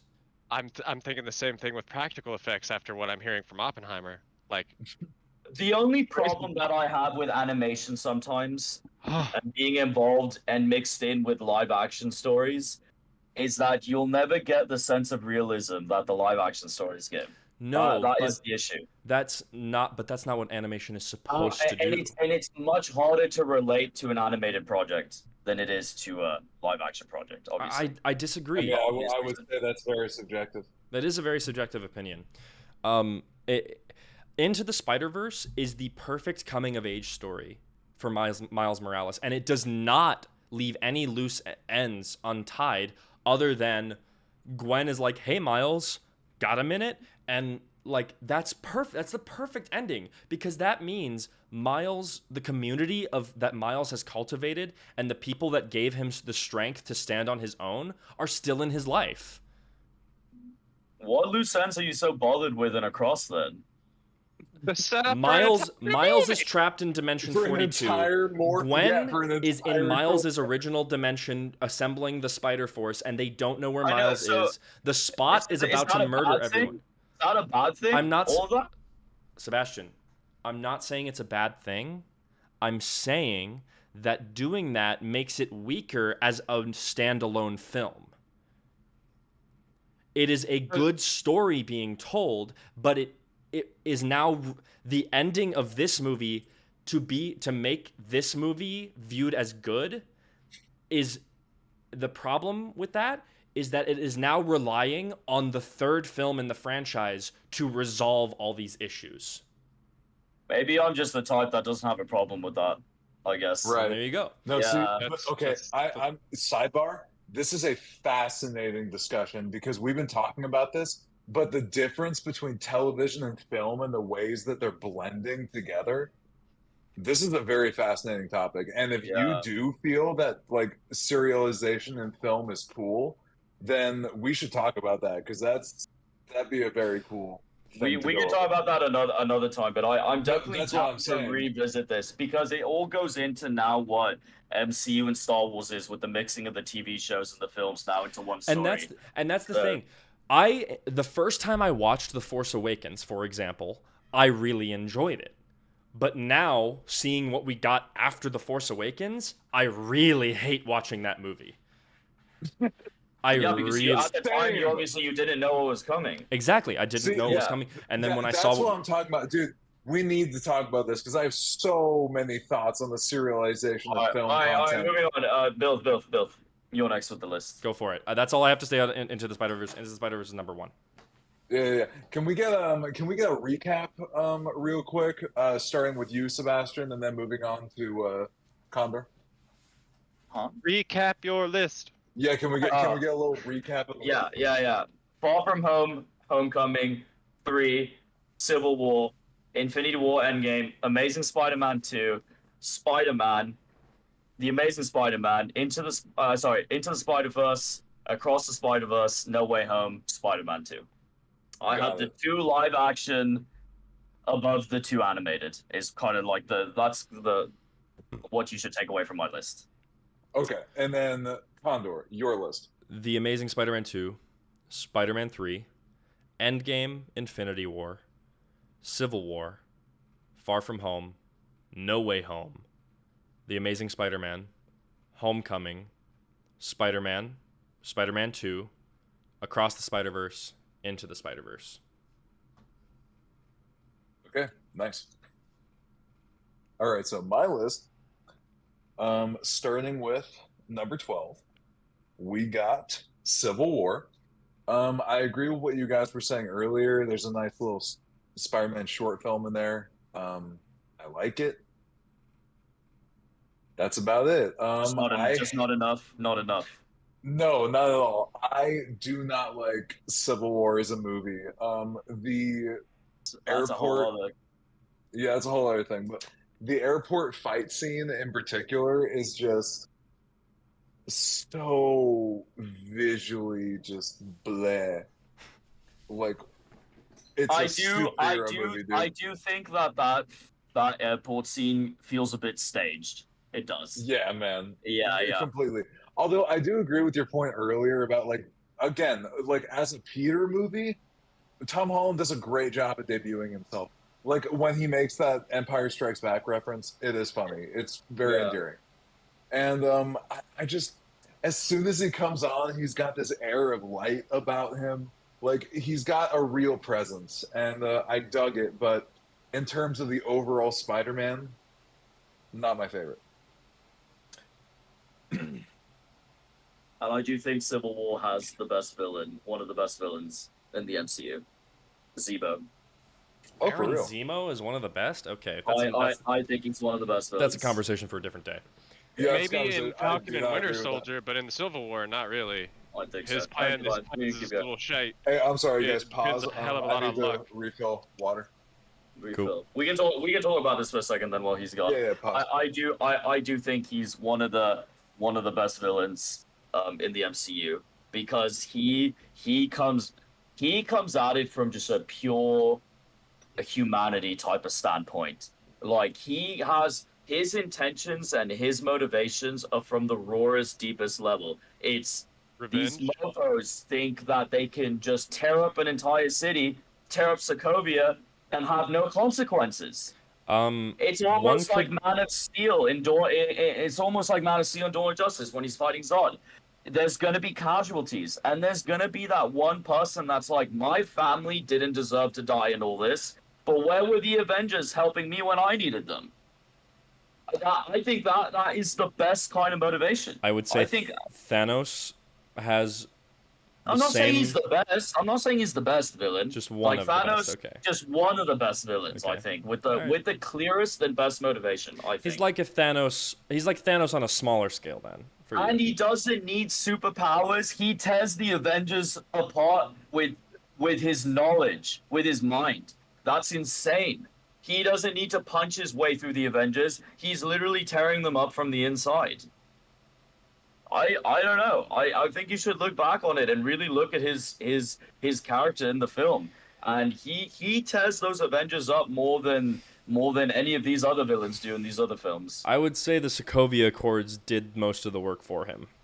It was not until I mean The whole fight between Cap and Iron Man at the very end is all because of him. He shows the video of Bucky. Yeah, I understand that. Yeah. But the only reason they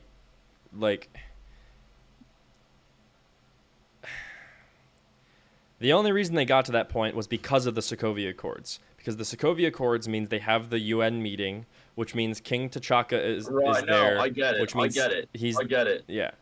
So So Tony and Cap were never at a breaking point, yeah. though. They were just on different sides. It's Cap refusing to tell Tony that he knew that Bucky killed his The fact his that mother. the fact that, Yeah. but also, and Steve is inherently wrong. Steve is wrong on all points in that movie.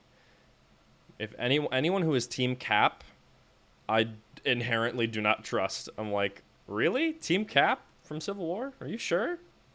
Oh yeah, Because Team Cap all the way. he was Let's do it. kind of shit in that movie. He was kind of You a ain't piece gonna of take my, you ain't gonna take my guns. he was kind of a piece of shit.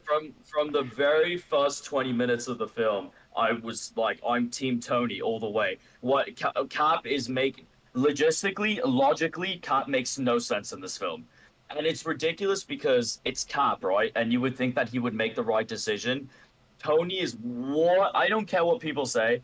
Tony is 100% in the right. 100% in the right. I think it's hubris that Cap thinks that the safest hands are their own, and that gives them permission to do whatever they want to do to save the planet. That's ridiculous because there's going to be casualties. There should be checks and balances for everyone. even Especially superheroes. since Yeah. Sokovia would not have been destroyed because Tony had that same idea, but it's Tony's fault that Sokovia was destroyed. So and Tony realized that, and he's like, no, we need to be And held in check. he I wants don't to be need held a suit of- accountable. I don't need a suit of armor around the world anymore. That was very like hubris of me to think that at the beginning. I agree with you. That's why I think Cap. I don't know. I think it's almost like it should have been the opposite. Should have been maybe Cap was Iron Man's and Tony was thinking like Cap.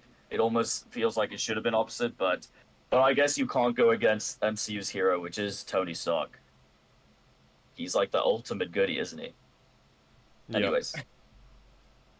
All right. Much more than I would ever have to say about Civil War because I don't care about it that much. Right. Number 11 is Infinity War because again, Peter Parker's role not very Not big. enough. Right. I agree with you. I like his journey into space. It's pretty wholesome, and the relationship between that's not Tom Holland and Robert Downey Jr. are giving like real performances, and Yeah. I just, especially in that film, I really appreciate that they have a really nice relationship. And other than that, not too much to say about Infinity War.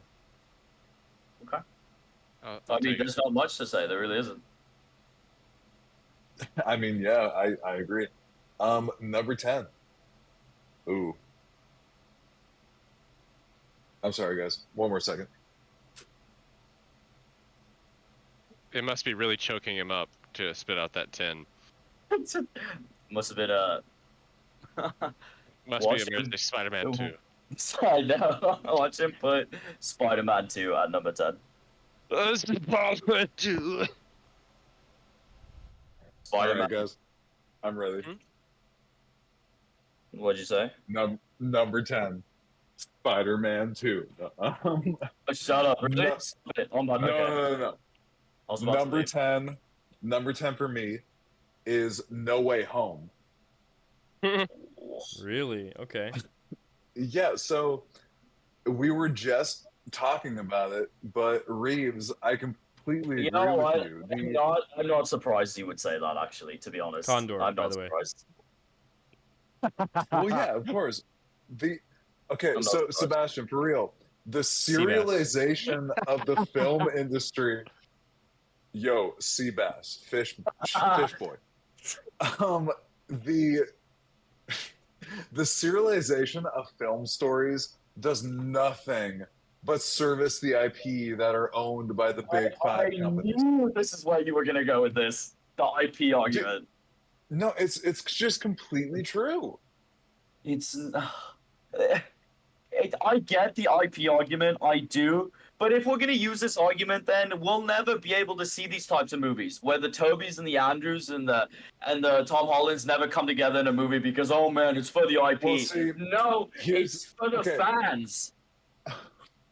No one said take him away. There'll always be fan service movies. They just won't be as good as the I'm ones just- that I'm just service saying- movies. No offense, Bill, but the way you say it makes it seem like any sort of pair up from any movies is always going to be, oh, it's for the IP. Maybe that's just how Alright. Bilth sounds. Okay, yeah. Maybe I just sound like a jackass, dude. It's The- not the truth- like you have a very indie movie type of mind, and I get Oh it. my god. No, I get no, it. okay. For real talk? Okay, oh my god, Seabass, you want to get real? You want to get real right now? We're Okay, getting real. We're getting real. we're getting real. We're getting real. The Jimmy Timmy Power Hour. Okay? When that happened, my mind blown. Okay? Super Smash Brothers, incredible. All of them together at the same time, shkaboom. But this fucking movie, like, there are 3 dramatic resonant scenes, and the rest of it is a bunch of fucking, like, you know, Okay. nice to see, but it doesn't matter that much. I mean, Yeah, the story beats that I really liked Flash is were IP. Andrew. If we're Bro, going no, that way, it's the not Flash just is IP. It's, oh, dude, it's a handful of emotional moments surrounded by a bunch of context that you have to just be a general movie fan. Which, granted, I've seen every single one of these movies we're talking about. Like, I saw them when they came out, every You- single one of them. Tell me what the difference between Toby, Andrew, and Tom is, as opposed to Nick Cage, Christopher Reeves, and all those other stupid Supermen that were in The Flash. What is the difference then? Yo, dude, that's much worse. Okay, you kidding me? That's why They I'm weren't calling even- Flash IP. No, dude, Flash is straight up IP, but just like No Way Home, it's anchored by an incredibly strong performance. I love the world of the Tom Holland movies, and if I continue my list, you'll see that. But the fact that this one in particular, there are like a few scenes I can point out, but other than that, it's just a bunch of spectacle. Like that spider sense scene where they're all in the apartment together and he gets his spidey sense and it goes into that first person, like, Yeah. dude, beautiful. Beautiful, for real. It's the best scene in the film.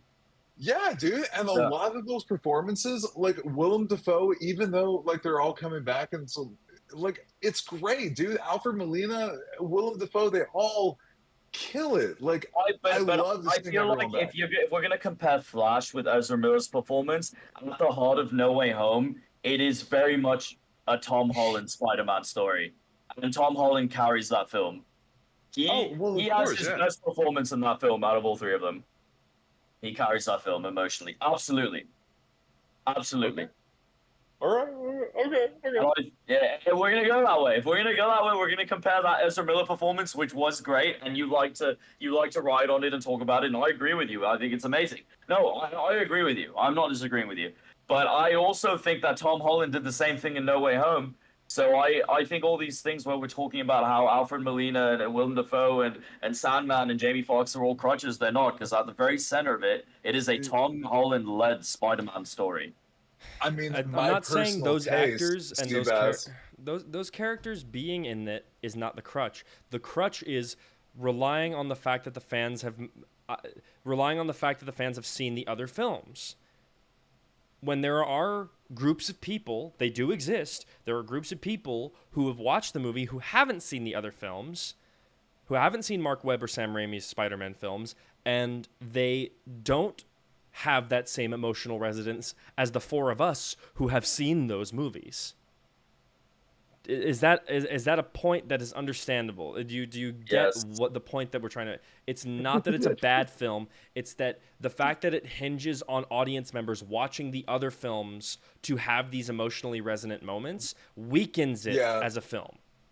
I mean, a specific example from my point of view, and again, guys, this is all subjective. This is completely my 100%. point of view. I love all of these movies. I actually do. I Except like Civil War. Civil War's the only Except one Civil that War. I'm like, I kind of just don't like that movie. But no, with this movie in particular, I like it a lot. But a good example is like the final climax between Green Goblin and Tom Holland, right? Like, it's beautiful. All the Spider-Men versus the original Green Goblin. Great. It's filmed like dog poop, dude. It looks boring. The lighting is one note. They're on like a fucking Super Smash Bros. Stage. They're on like a little piece of battlefield architecture straight out of a video game. Like, it's not a good film. It's a nice little spectacle piece. I do not consider it a film, and it's similar with his appearances in Civil War and Infinity War. I think that this is a supplementary Spider-Man experience. I honestly do. And I think it's kind of a completionist bonus like Reeves was talking about. A completionist bonus in that if you watch all the Spider-Man movies in order, this is a sweet treat to consume at the end of that rainbow of watching all the Spider-Man movies. A great marathon ender. But as a movie itself, yeah, it requires too much outside context. And that is my piece. It's okay. Moving on. So ends the piece. Then. Cool. I'm gonna hold on this topic until we revisit it again. So, because I do, believe me, I want to keep talking about it. Okay, so finale for when Barney does his, and wherever that may be. All right, so number 9 is Amazing Spider-Man 2. What? And yeah, we've talked about this one a bunch.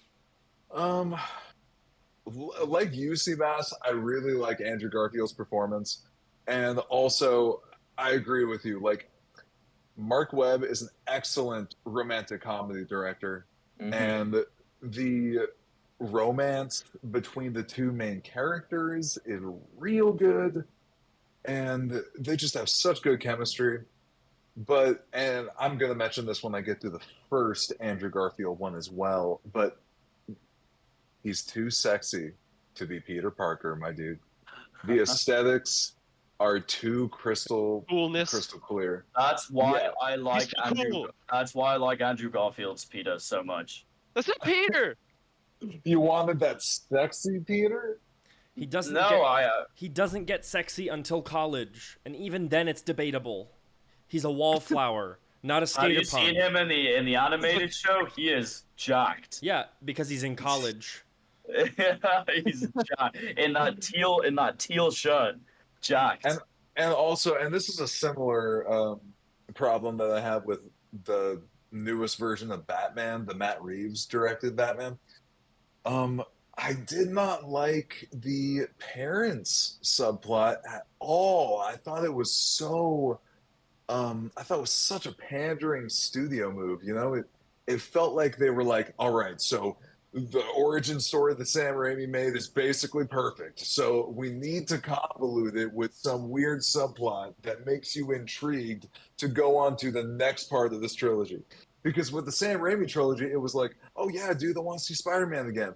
But with this one, it really felt like they were really trying hard to make a connected DNA, you know? And that's all I could think of with the parent scenes. It was just like, oh, so they really want to connect that DNA. And we'll get to this. Actually, no, we'll get to it now. The Sinister Six tease. Like, what the fuck, dude? They just wanted to squeeze that corporate synergy. And this movie proves that if this movie succeeded, Sony, they would bypass Marvel Studios completely and do their own cinematic universe and just run away with all the money.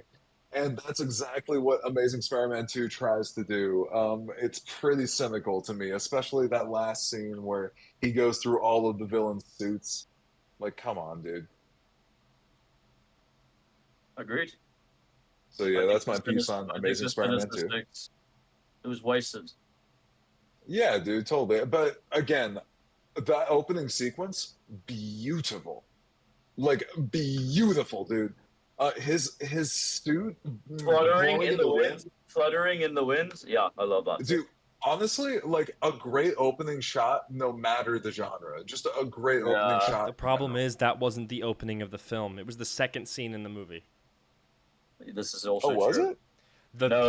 His parents crashing. His his parents in the plane and trying to his parents getting assassinated was the very first thing we watch in this movie. This is true. This is true. You're right. The Sony logo shows up after that? That's so weird. No, it doesn't. It No, it doesn't.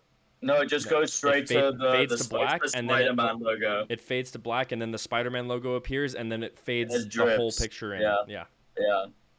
Oh. Yeah, that's why I say the Damn. beginning of that movie is tonally dissonant. And then you get the ba ba ba ba ba ba ba ba ba ba ba ba ba. Sorry, go. No, yeah, but seriously, just Amazing Spider-Man 2, cynical. It's cynical. But that is a nice sequence.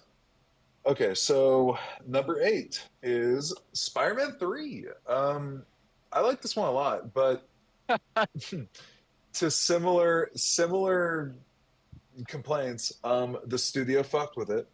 The original script was supposed to have the Sandman as the main antagonist, and if you look at the finished movie, that's clearly where the script is leading. The Sandman is supposed to be the entire like soul of the movie, and the conflict is supposed to be like against him. He's the force. You And guys can keep on talking. I really need to go to the restroom. I'm so sorry. So keep going. Go for it. Okay. no, you're good, man. Had to break the seal like 20 minutes ago. I mean, I can just add this out. Do you guys want to wait or do you want to continue? Keep going. We're closing in on 2 hours here. So Yeah, keep, keep it going. we need to keep it going. All right, let's go. But yeah, the Sandman was like the entire soul of the story, obviously, and the fact that they just convoluted it with so many villains, and especially after reading about the making of, it just seemed like it was all mandates from Sony, constantly inflating expectations, executives getting way too involved, that sort of thing. The final product is really awesome, especially because I don't feel like we get production like that anymore. It's a unique blend of CGI and practical that was only a thing in the 2000s. So, in regards to rewatching it, it is really fun to rewatch because it's got like a very unique style, a nice flavor to it, and all the performances are good. Especially Sandman, dude. He's great in it. Thomas Hayden Church, he's fantastic, and you know that emo Peter Parker is a meme for a reason. It's a funny performance, no matter how silly you thought it was when you first saw it. The bathroom is occupied right now, so waiting. Oh, I'm so sorry, dude. So that's my piece on Spider-Man 3. Really enjoyed it, but too many villains. Mm-hmm. All right. And yeah, Topher Grace, not great. Number 7 is Into the Spider-Verse. So Wow, that's my- low. That's low. okay, so like animation, beautiful. Story and Miles Morales part, beautiful. But again, the serialization aspect. We have this kind of meta thing where the whole movie is, it's not exactly a story featuring a main character. It's more like a meta commentary on Spider-Man as an entire concept, which is done so well. But at the end of the day, it's like there's a limit to how much I can enjoy that type of movie. And the filmmakers behind it had just made the Lego movie right before this, and it follows a very similar like meta concept. And I don't know, kind of thinking about that while watching it. And another fair point to make, with me ranking it low, I did not get to see this one in theaters. I saw it on Netflix. Oh, yeah. So I am judging. Yeah, I am judging. That's a this different purely as a experience. story. That's a different experience for sure. Yeah, so this is the only film of all of my list that I only saw on Netflix as opposed to on the big screen. Okay. So that could definitely have a lot to do with it. 100%. But at the end of the day, loved Miles Morales, loved Gwen, and dude, I love John Mulaney, love Spider-Ham, and of course, Spider-Man Noir. I mean, just all of that stuff. The art style was so cool. The animation was insane. But yeah, I'll talk about that later. And then, what else? Number 6, Amazing Spider-Man 1. Yeah, dude. I like Mark Webb a lot as a director. He made 500 Days of Summer, which is one of my favorite movies, or it was when I was a teenager. Not sure if it still qualifies, to be honest with you. But no matter what, it's very stylish and well photographed. And the same can be said of Amazing Spider-Man 1. It looks visually sweet. Oh, what you And got? Keep going. So I'm going to the bathroom. yeah, yeah, yeah. Andrew Garfield, really good Spider-Man. Although, like I mentioned in when I was talking about the sequel, not the best like representation of the vulnerability of the Peter Parker character because he's like a really tall, a really lanky, really sexy, fucking Abercrombie and Fitch model looking He's literally uh, like dude. if Edward Cullen were Spider-Man. Exactly, and that presence kind of dilutes my suspension of disbelief. But at the same time, it's photographed in a very stylistic way. It's written in a very stylistic way, especially like you guys were saying earlier. It is James Bondy, the side plot with his parents, and there's a lot of cool aspects there. But at the end of the day, I don't know. It comes across as kind of a weird studio Spider-Man wannabe thing. I knew that it wasn't going to last, and I was surprised, honestly, when they announced the sequel. But when I saw it, I was a teenager, and honestly, Andrew Garfield was really cool looking, and I dressed like him a little bit when I went to high school. And I dug it. I when I first saw it, especially, I really dug it. But yeah, in retrospect, not my favorite. Number five. Top So five. my number five, number five, my number five is Homecoming. Mainly for Wow. the Michael Keaton Vulture. I like that actor a lot. I thought that the way they handled him was great. I thought that the twist was hilarious. That scene in the car is incredible. Um, Partly because there's actual character tension in a superhero movie, including that with Peter and everyone around him because he's a more anxious character than we're used to getting in these types of films. Um, and that was the big breakthrough for me was the fact that after the sexy Abercrombie and Fitch Andrew Garfield, we got the nice vulnerable Peter Parker that's in high school and really anxious and making a bunch of weird mistakes and getting into superhero fights with his new girlfriend's father. So I really liked Homecoming. The scene where he lifts the thing up, great. And Tom Holland is a really good Spider-Man. I agree with that. Next And a one. really good Peter Parker. Yeah, exactly. I think he was honestly the first to really get the nice harmony between the two. Yeah. I think before it was a little bit like Toby mixed. was a better Peter. Because they're old. Andrew was a better Spider-Man. Yeah, completely. And then Tom Holland, he brought them together, baby. He sure did. And Stan Lee agrees. Because he was the first person that looked like a teenager. He fit the role. He looked like he was supposed to be in high school. He looked like Peter. Yeah, they actually cast a young guy. My God. Wait, we need a 30-year-old. He needs to catch all of this stuff on a lunch tray. He needs some muscles. He needs We to be can't 6'1" CG at that least. in. Yeah. Okay, so number 4. Sebastian would probably have a lot to say about this, I guess. Number 4 is Spider-Man 2. I really like this movie. It's Spicy. good. Why? No, because it's a really good movie, but it's like I agree. Who said it earlier that it's been surpassed technologically? Me. Who said that? Yeah, like I agree with you. There's And it's an not just that amount. it's not just about the technology. It's also about just the characterization and the writing of these movies because it's such corny writing. Like, oh, feed her poetry. Okay, day by day he walked. Day by day he watched her from his window jerking off. Day by day he was peeping on it. And I'm like, dude, this is so cringe. This is literally Yeah. it feels like middle school writing.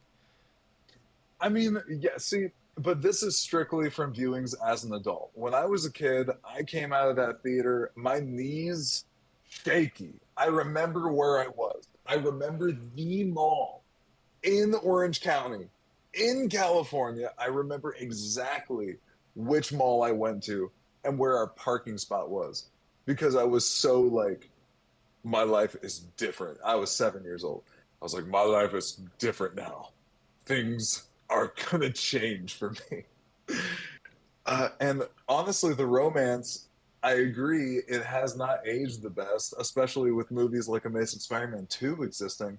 But at the time, especially, I was like, ooh, MJ and Peter Parker. Oh, damn, dude. Match made in heaven. Oh my God. Their love story is so complex. Just everything about it really hit when I was a teenager. Yay. So Yeah. I'm afraid to guess what your four is, or what your top three is. Well, my friend, let's get started. No. So, number three is Across the Spider Verse. Of course it is. I wonder what number two is. Oh no. Oh my God. So All yeah, right. Across the Spider Verse. There was a moment when I was watching this for the first time. I was next to you, Barney, and I was kind of dumbstruck at the fact that I was watching a animated movie in the theater, like in a sold out screening, and it was two characters talking about like a big conflict, and the staging was like creative, you know, and it was an animated movie, but they're like my what I was saying about Into the Spider Verse earlier, I think is remedied in this film, where Into the Spider Verse is more, it's fully meta text, it's fully about the reputation of Spider Man, it's fully about his legacy. I felt like Across the Spider Verse was more about the characters that inhabited the world. And I can see complaints about like, oh, it was supposed to be a crossover event. Where were all the other Spider-Men? And they only appear in kind of a decorative context, honestly, in this one. It's mostly about Miles Morales and Gwen Stacy. And when they're having these conversations with their parents, when they were doing these dramatic scenes, I was just really struck by how good the voice acting was, how good the art direction was, how good the animation was. The fact that it went into these abstract places at points where it wasn't realistic scenery, it was like watercolors almost.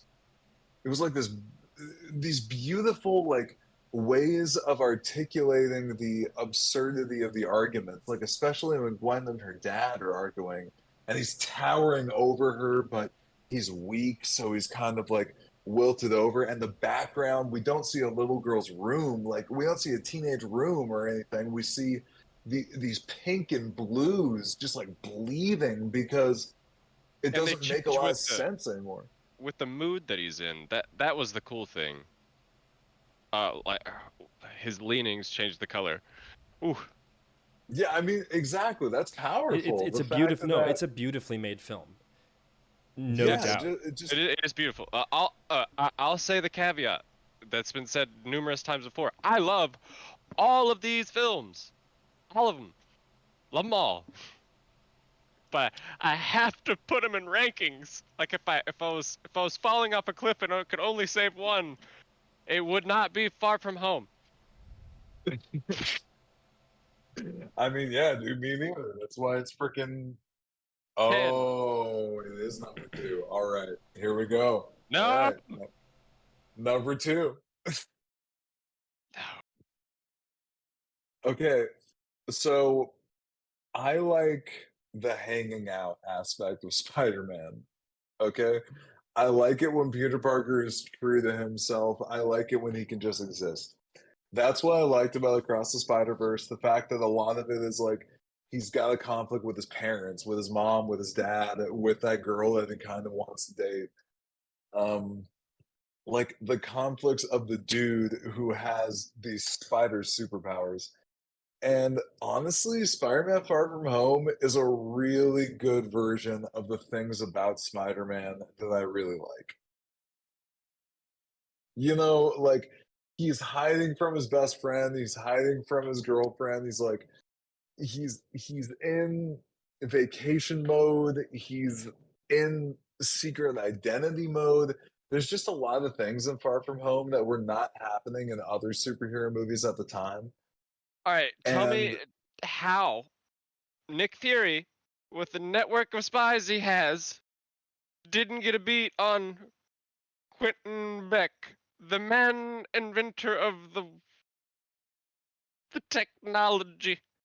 because he's a loser, dude.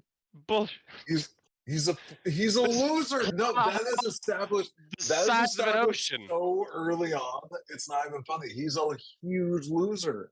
Okay, but he has a digital footprint, which can be tracked. And a spy agency I know is more connected than the CIA should be able to find. What kind of bullshit is this, Fury?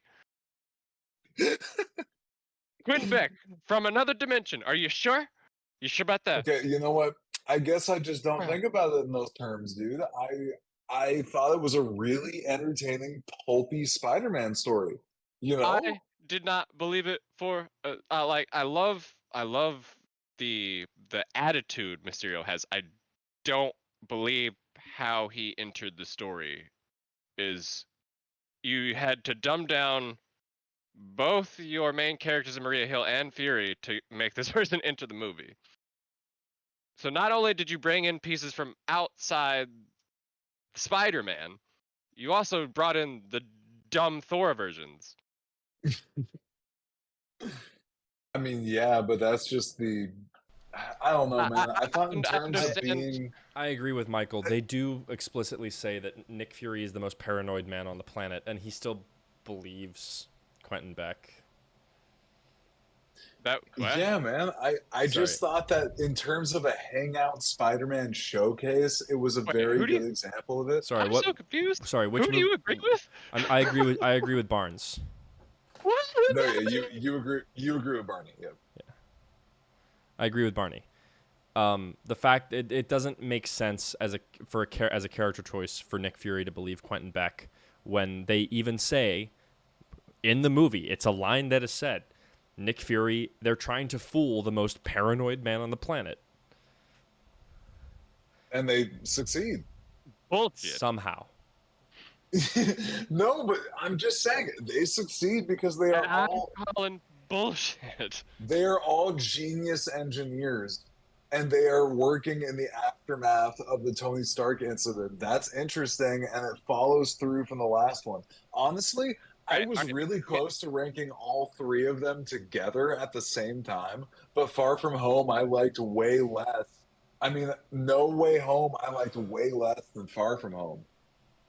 So that was immediately what justified it. Well, And honestly, I'm just thinking about the performances. Like Zendaya is great in this one. Ned is great in this one. Freaking like the whole supporting cast is so good, and Agreed. it's the most teenagery and Looney Tunes like of all of the Spider-Man like movies. And I don't know. I really I really enjoyed what it offered and what it ended up being, and I thought it did just enough. And I liked J. Jonah Jameson coming back, and I thought that the Jake Gyllenhaal performance was pretty good and a nice implementation of him like adhering to the logic of the MCU. and I'm not trying to take away from Jake. He was great. What I'm saying is, why do you have to dumb people down to bring him in? True. because the MCU is a convoluted nightmare and Spider-Man is a separate franchise technically. How So am I trying to supposed to? fold it in, yeah, All right, I don't know, man. I mean, if it was up to me, honestly, there would be no Marvel characters in any of those three Spider-Man movies. The fact that Doctor Strange is in Far From Home, I mean, No Way Home, I didn't even bring up. And I didn't bring up Iron Man for Homecoming either. Like, they. those characters could easily not be there and it would be the exact same thing. Yeah, I mean, Iron Man's in it for 5 minutes grand total, I think. He's in a lot of it, honestly. I mean, not a lot, I but I think he at has least 5 minutes of screen time. is that true? It's close to like five and change. Damn. But I'd be In surprised. Homecoming? Yeah. Yeah, Iron Man's in that movie. No, No, he's saying he has 5 minutes of screen time in Homecoming. I'd say it's more than that, right, Reese? Oh yeah, no, it's more. Yeah. I think it's more. But like we're talking nickels and dimes here. It's like it's either 6 or 7 minutes. what's the wager here? I'm gonna say 7 minutes of footage has Iron Man in it. I'm gonna say 20 minutes of footage has Iron Man in it. That's generous. I'm going to say that. And I'm looking it up right now. Are you looking it up, Barney? You look it up. You look it up. I'm looking it up right now.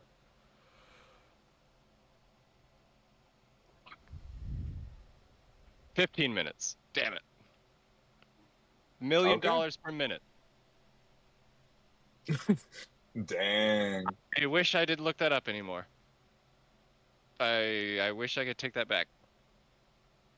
I Yeah, 15 minutes.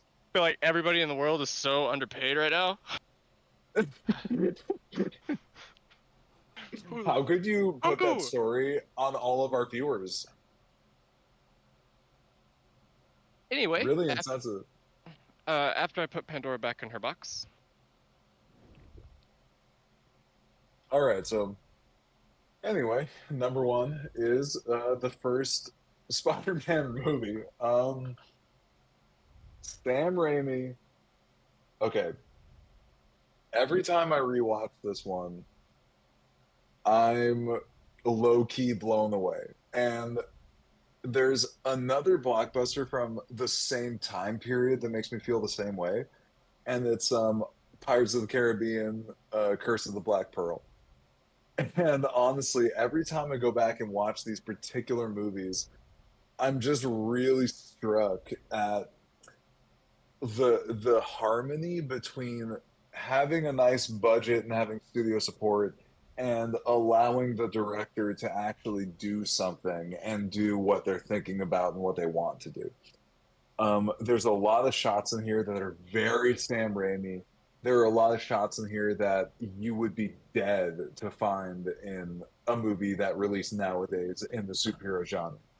Um, Especially with everything that's come out after it, it just really holds up as like a singular thing because there wasn't a lot that followed it, at least visually, and there was a lot that tried to copy it plot wise, but you have no movies that do origin stories anymore, and you have no movies that have the same immediate stakes as the Uncle Ben murder because that was one of the first major acts of violence that a lot of young people saw when they went to the movies, and it sticks with you in a way that a lot of these other origin stories, I would say, don't really stick with you in that same way.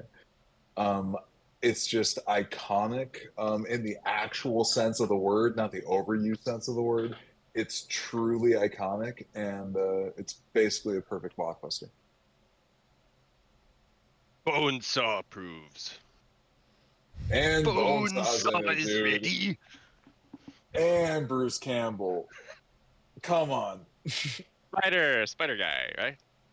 Bruce Campbell would have been a Man great Spider. Mysterio.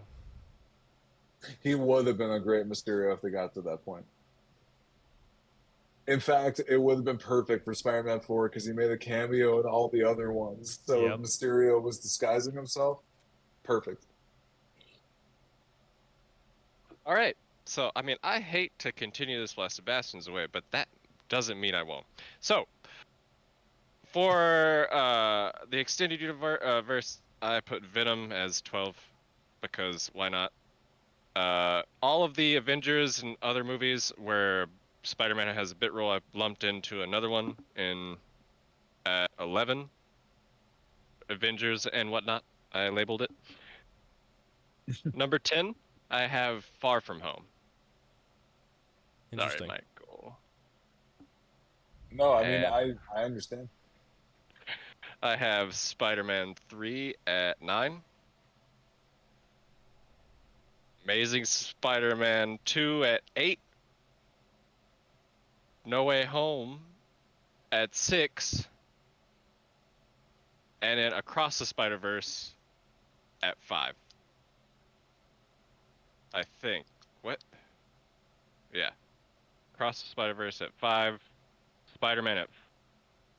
Whoa. Whoa. Sorry. This goes think all I the put- way to the bottom, boys. I put 6 down here twice. Oh no.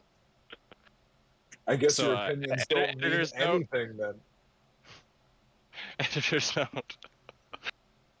It's Far From Home, Spider-Man 3 is Amazing Spider-Man, No Way Home, Across the Spider-Verse, and Spider-Man. I think that makes Spider-Man either my 5th. I think that's number 5 I'm on. It's been a long night. Yeah. Number 4 I have Into the Spider-Verse.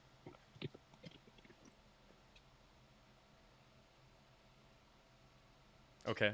No, that didn't bring him back from the bathroom. All right. Amazing Spider-Man 1 is my number 3 spot. Okay. That didn't bring you back from the bathroom.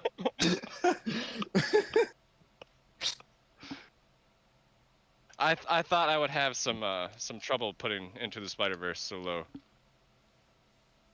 I But mean, honestly, I don't like that one either. I mean, didn't you challenge me when I said I didn't like it that much? I mean, I was playing devil's advocate for everybody. I think all points should be challenged. I mean, not to the point where we beat it to death. But Wait, so what are your problems with that film? I don't have problems with the film. I just if that were made practical, it would probably one of the modern marvels of today. It would be like in the talks of Oppenheimer, but the people aren't putting that much effort into a superhero film. It's much easier to do CGI or green screen. It's if it, I think that's where it's gonna be going, is trying to get that real feel, that analog feel, but have it be like we're gonna go back to a little bit of the old school way of doing things, if that makes any sense. Like when people see Oppenheimer, they're going to flip their shit. Wait, have you seen it? No, but Oh, okay, nice. just from the trailers and seeing that none of this CGI, none of it was CGI. I'm already hyping myself up to see that movie. Yeah, me too. How did he make Adams behave that way? For real? I want the behind the scenes so bad. All right, He's so back. He's back. I saved my top 2 picks. My top 2 picks we can fight over or whatever if you want. But Oh we've my been God, I we've been basically arguing over the same points for like 4 lists now. destroyed the toilet. Anyways. And Yeah, Sebastian's like 4 pounds lighter now. Yeah, oh my God, I was all right, holding so- it in. I couldn't anymore. so I think the top 2 spots deserve the most discussion. So my number 2 spot is Homecoming. And let me tell you why. Homecoming has some of the most iconic pulled Why from not just images from Sebastian, the shut up or paneling. I'm going to mute you. Let him make his point. I will. They have some of the most iconic images for a Spider-Man. They have the most age-appropriate looking Spider-Man to date. He fits both well as a Peter and a Spider-Man. The fact that his suit is the only thing I have issue with is he got an Iron Man suit basically for his first movie. He didn't really have to do that, but in a way, it makes it cyclical because he still has to go through it in the like middle to end part. So if you start the movie at the middle to end part and then have him go to where he gets the suit, I guess it kind of works. My main point being all of the elements for a good hero story are there. They're just in different pieces, different than what I'm normally used to. It was a fresh take. I was interested. I was hooked.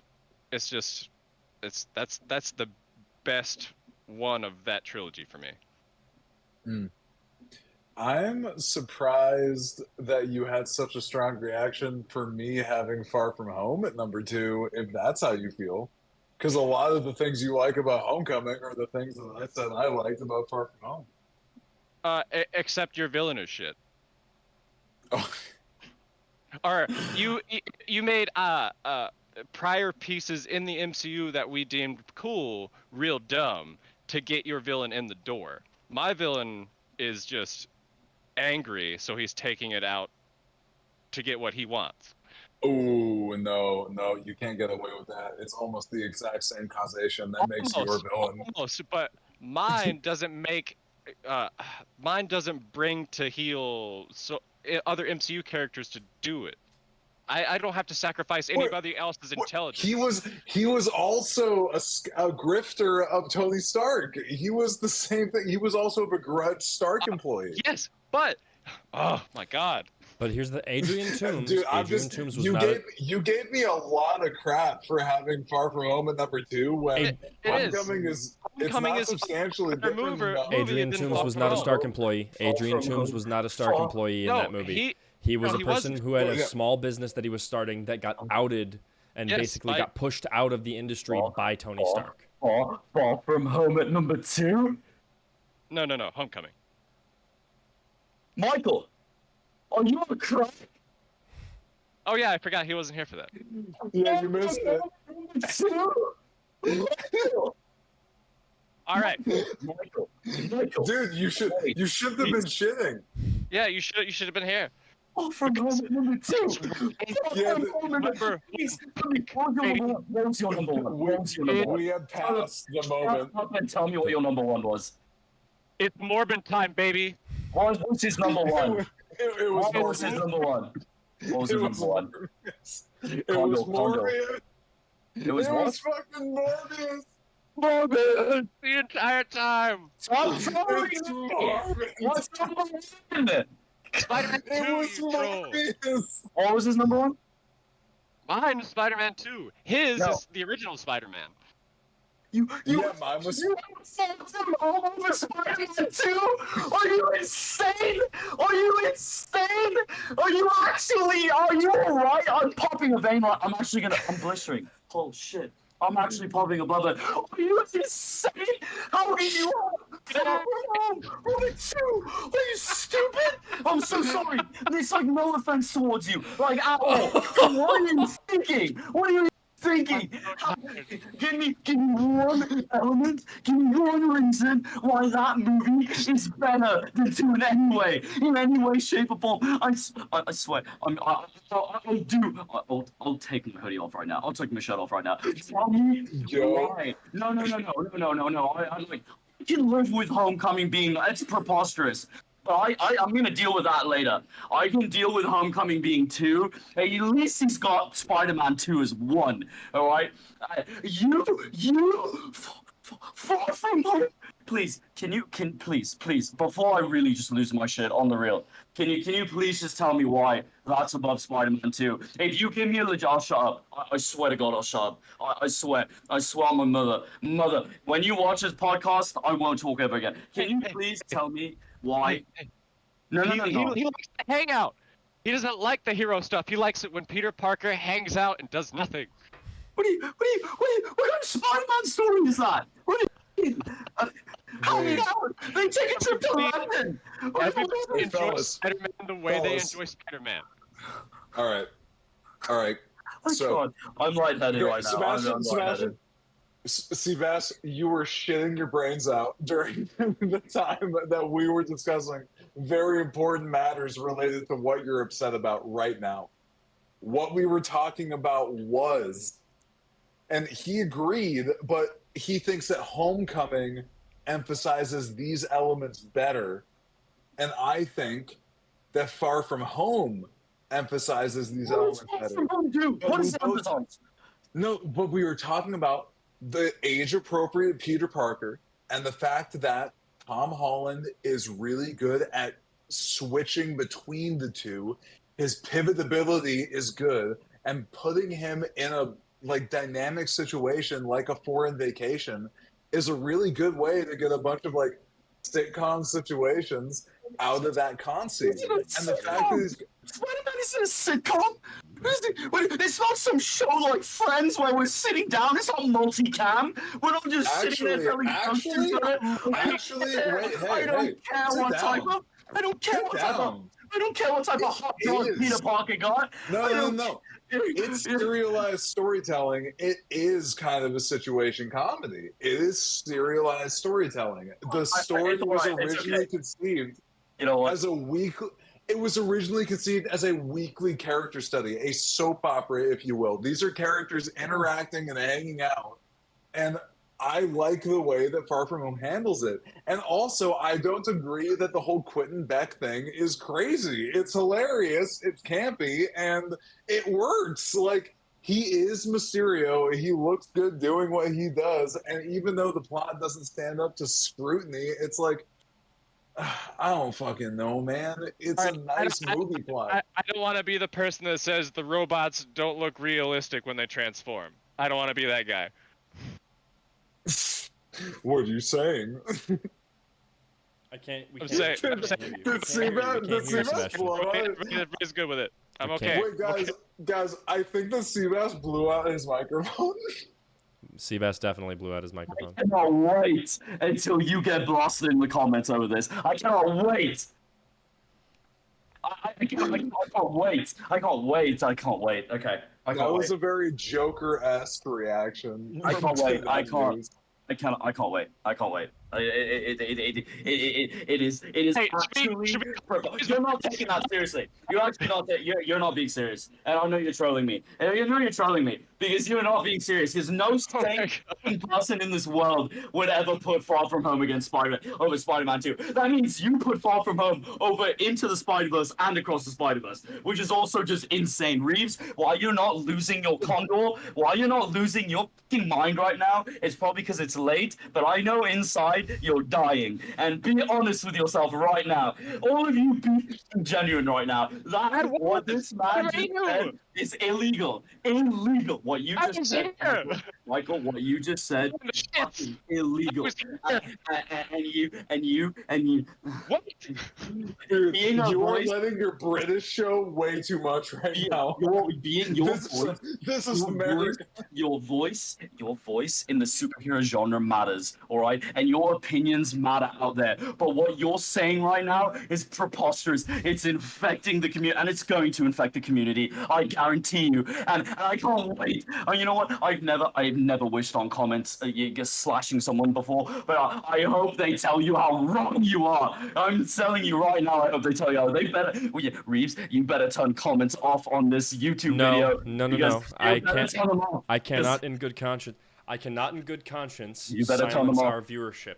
Our better turn them viewers off because Michael's gonna deserve get to have a dragged. voice on our platform because Michael. this is something that we can bring to the table for future episodes, and our viewers deserve to have their comments read. Thumbnail this video right now and put it. Michael thinks Far From Home's the best Spider-Man movie. Thumbnail that right now. Bilth. We're gonna thumbnail That is that. not true. We're gonna Bilth that as that video. We're gonna thumbnail it. Top two, Far From Home. I can't even say that without wanting to puke right now. I'm not even kidding. Like, I wanna buy you physically want to make Oh me my laugh. God. This is Oh my- ridiculous. Oh my lord. Bye, guys. End the podcast. End it. That End the is recording. that is 2.5 hours. End the Thanks podcast. for watching, End it. everyone. Leave End it. your comments below on whose list you agree with the most, and leave your lists in the comments, please. I would love to read them. A sitcom.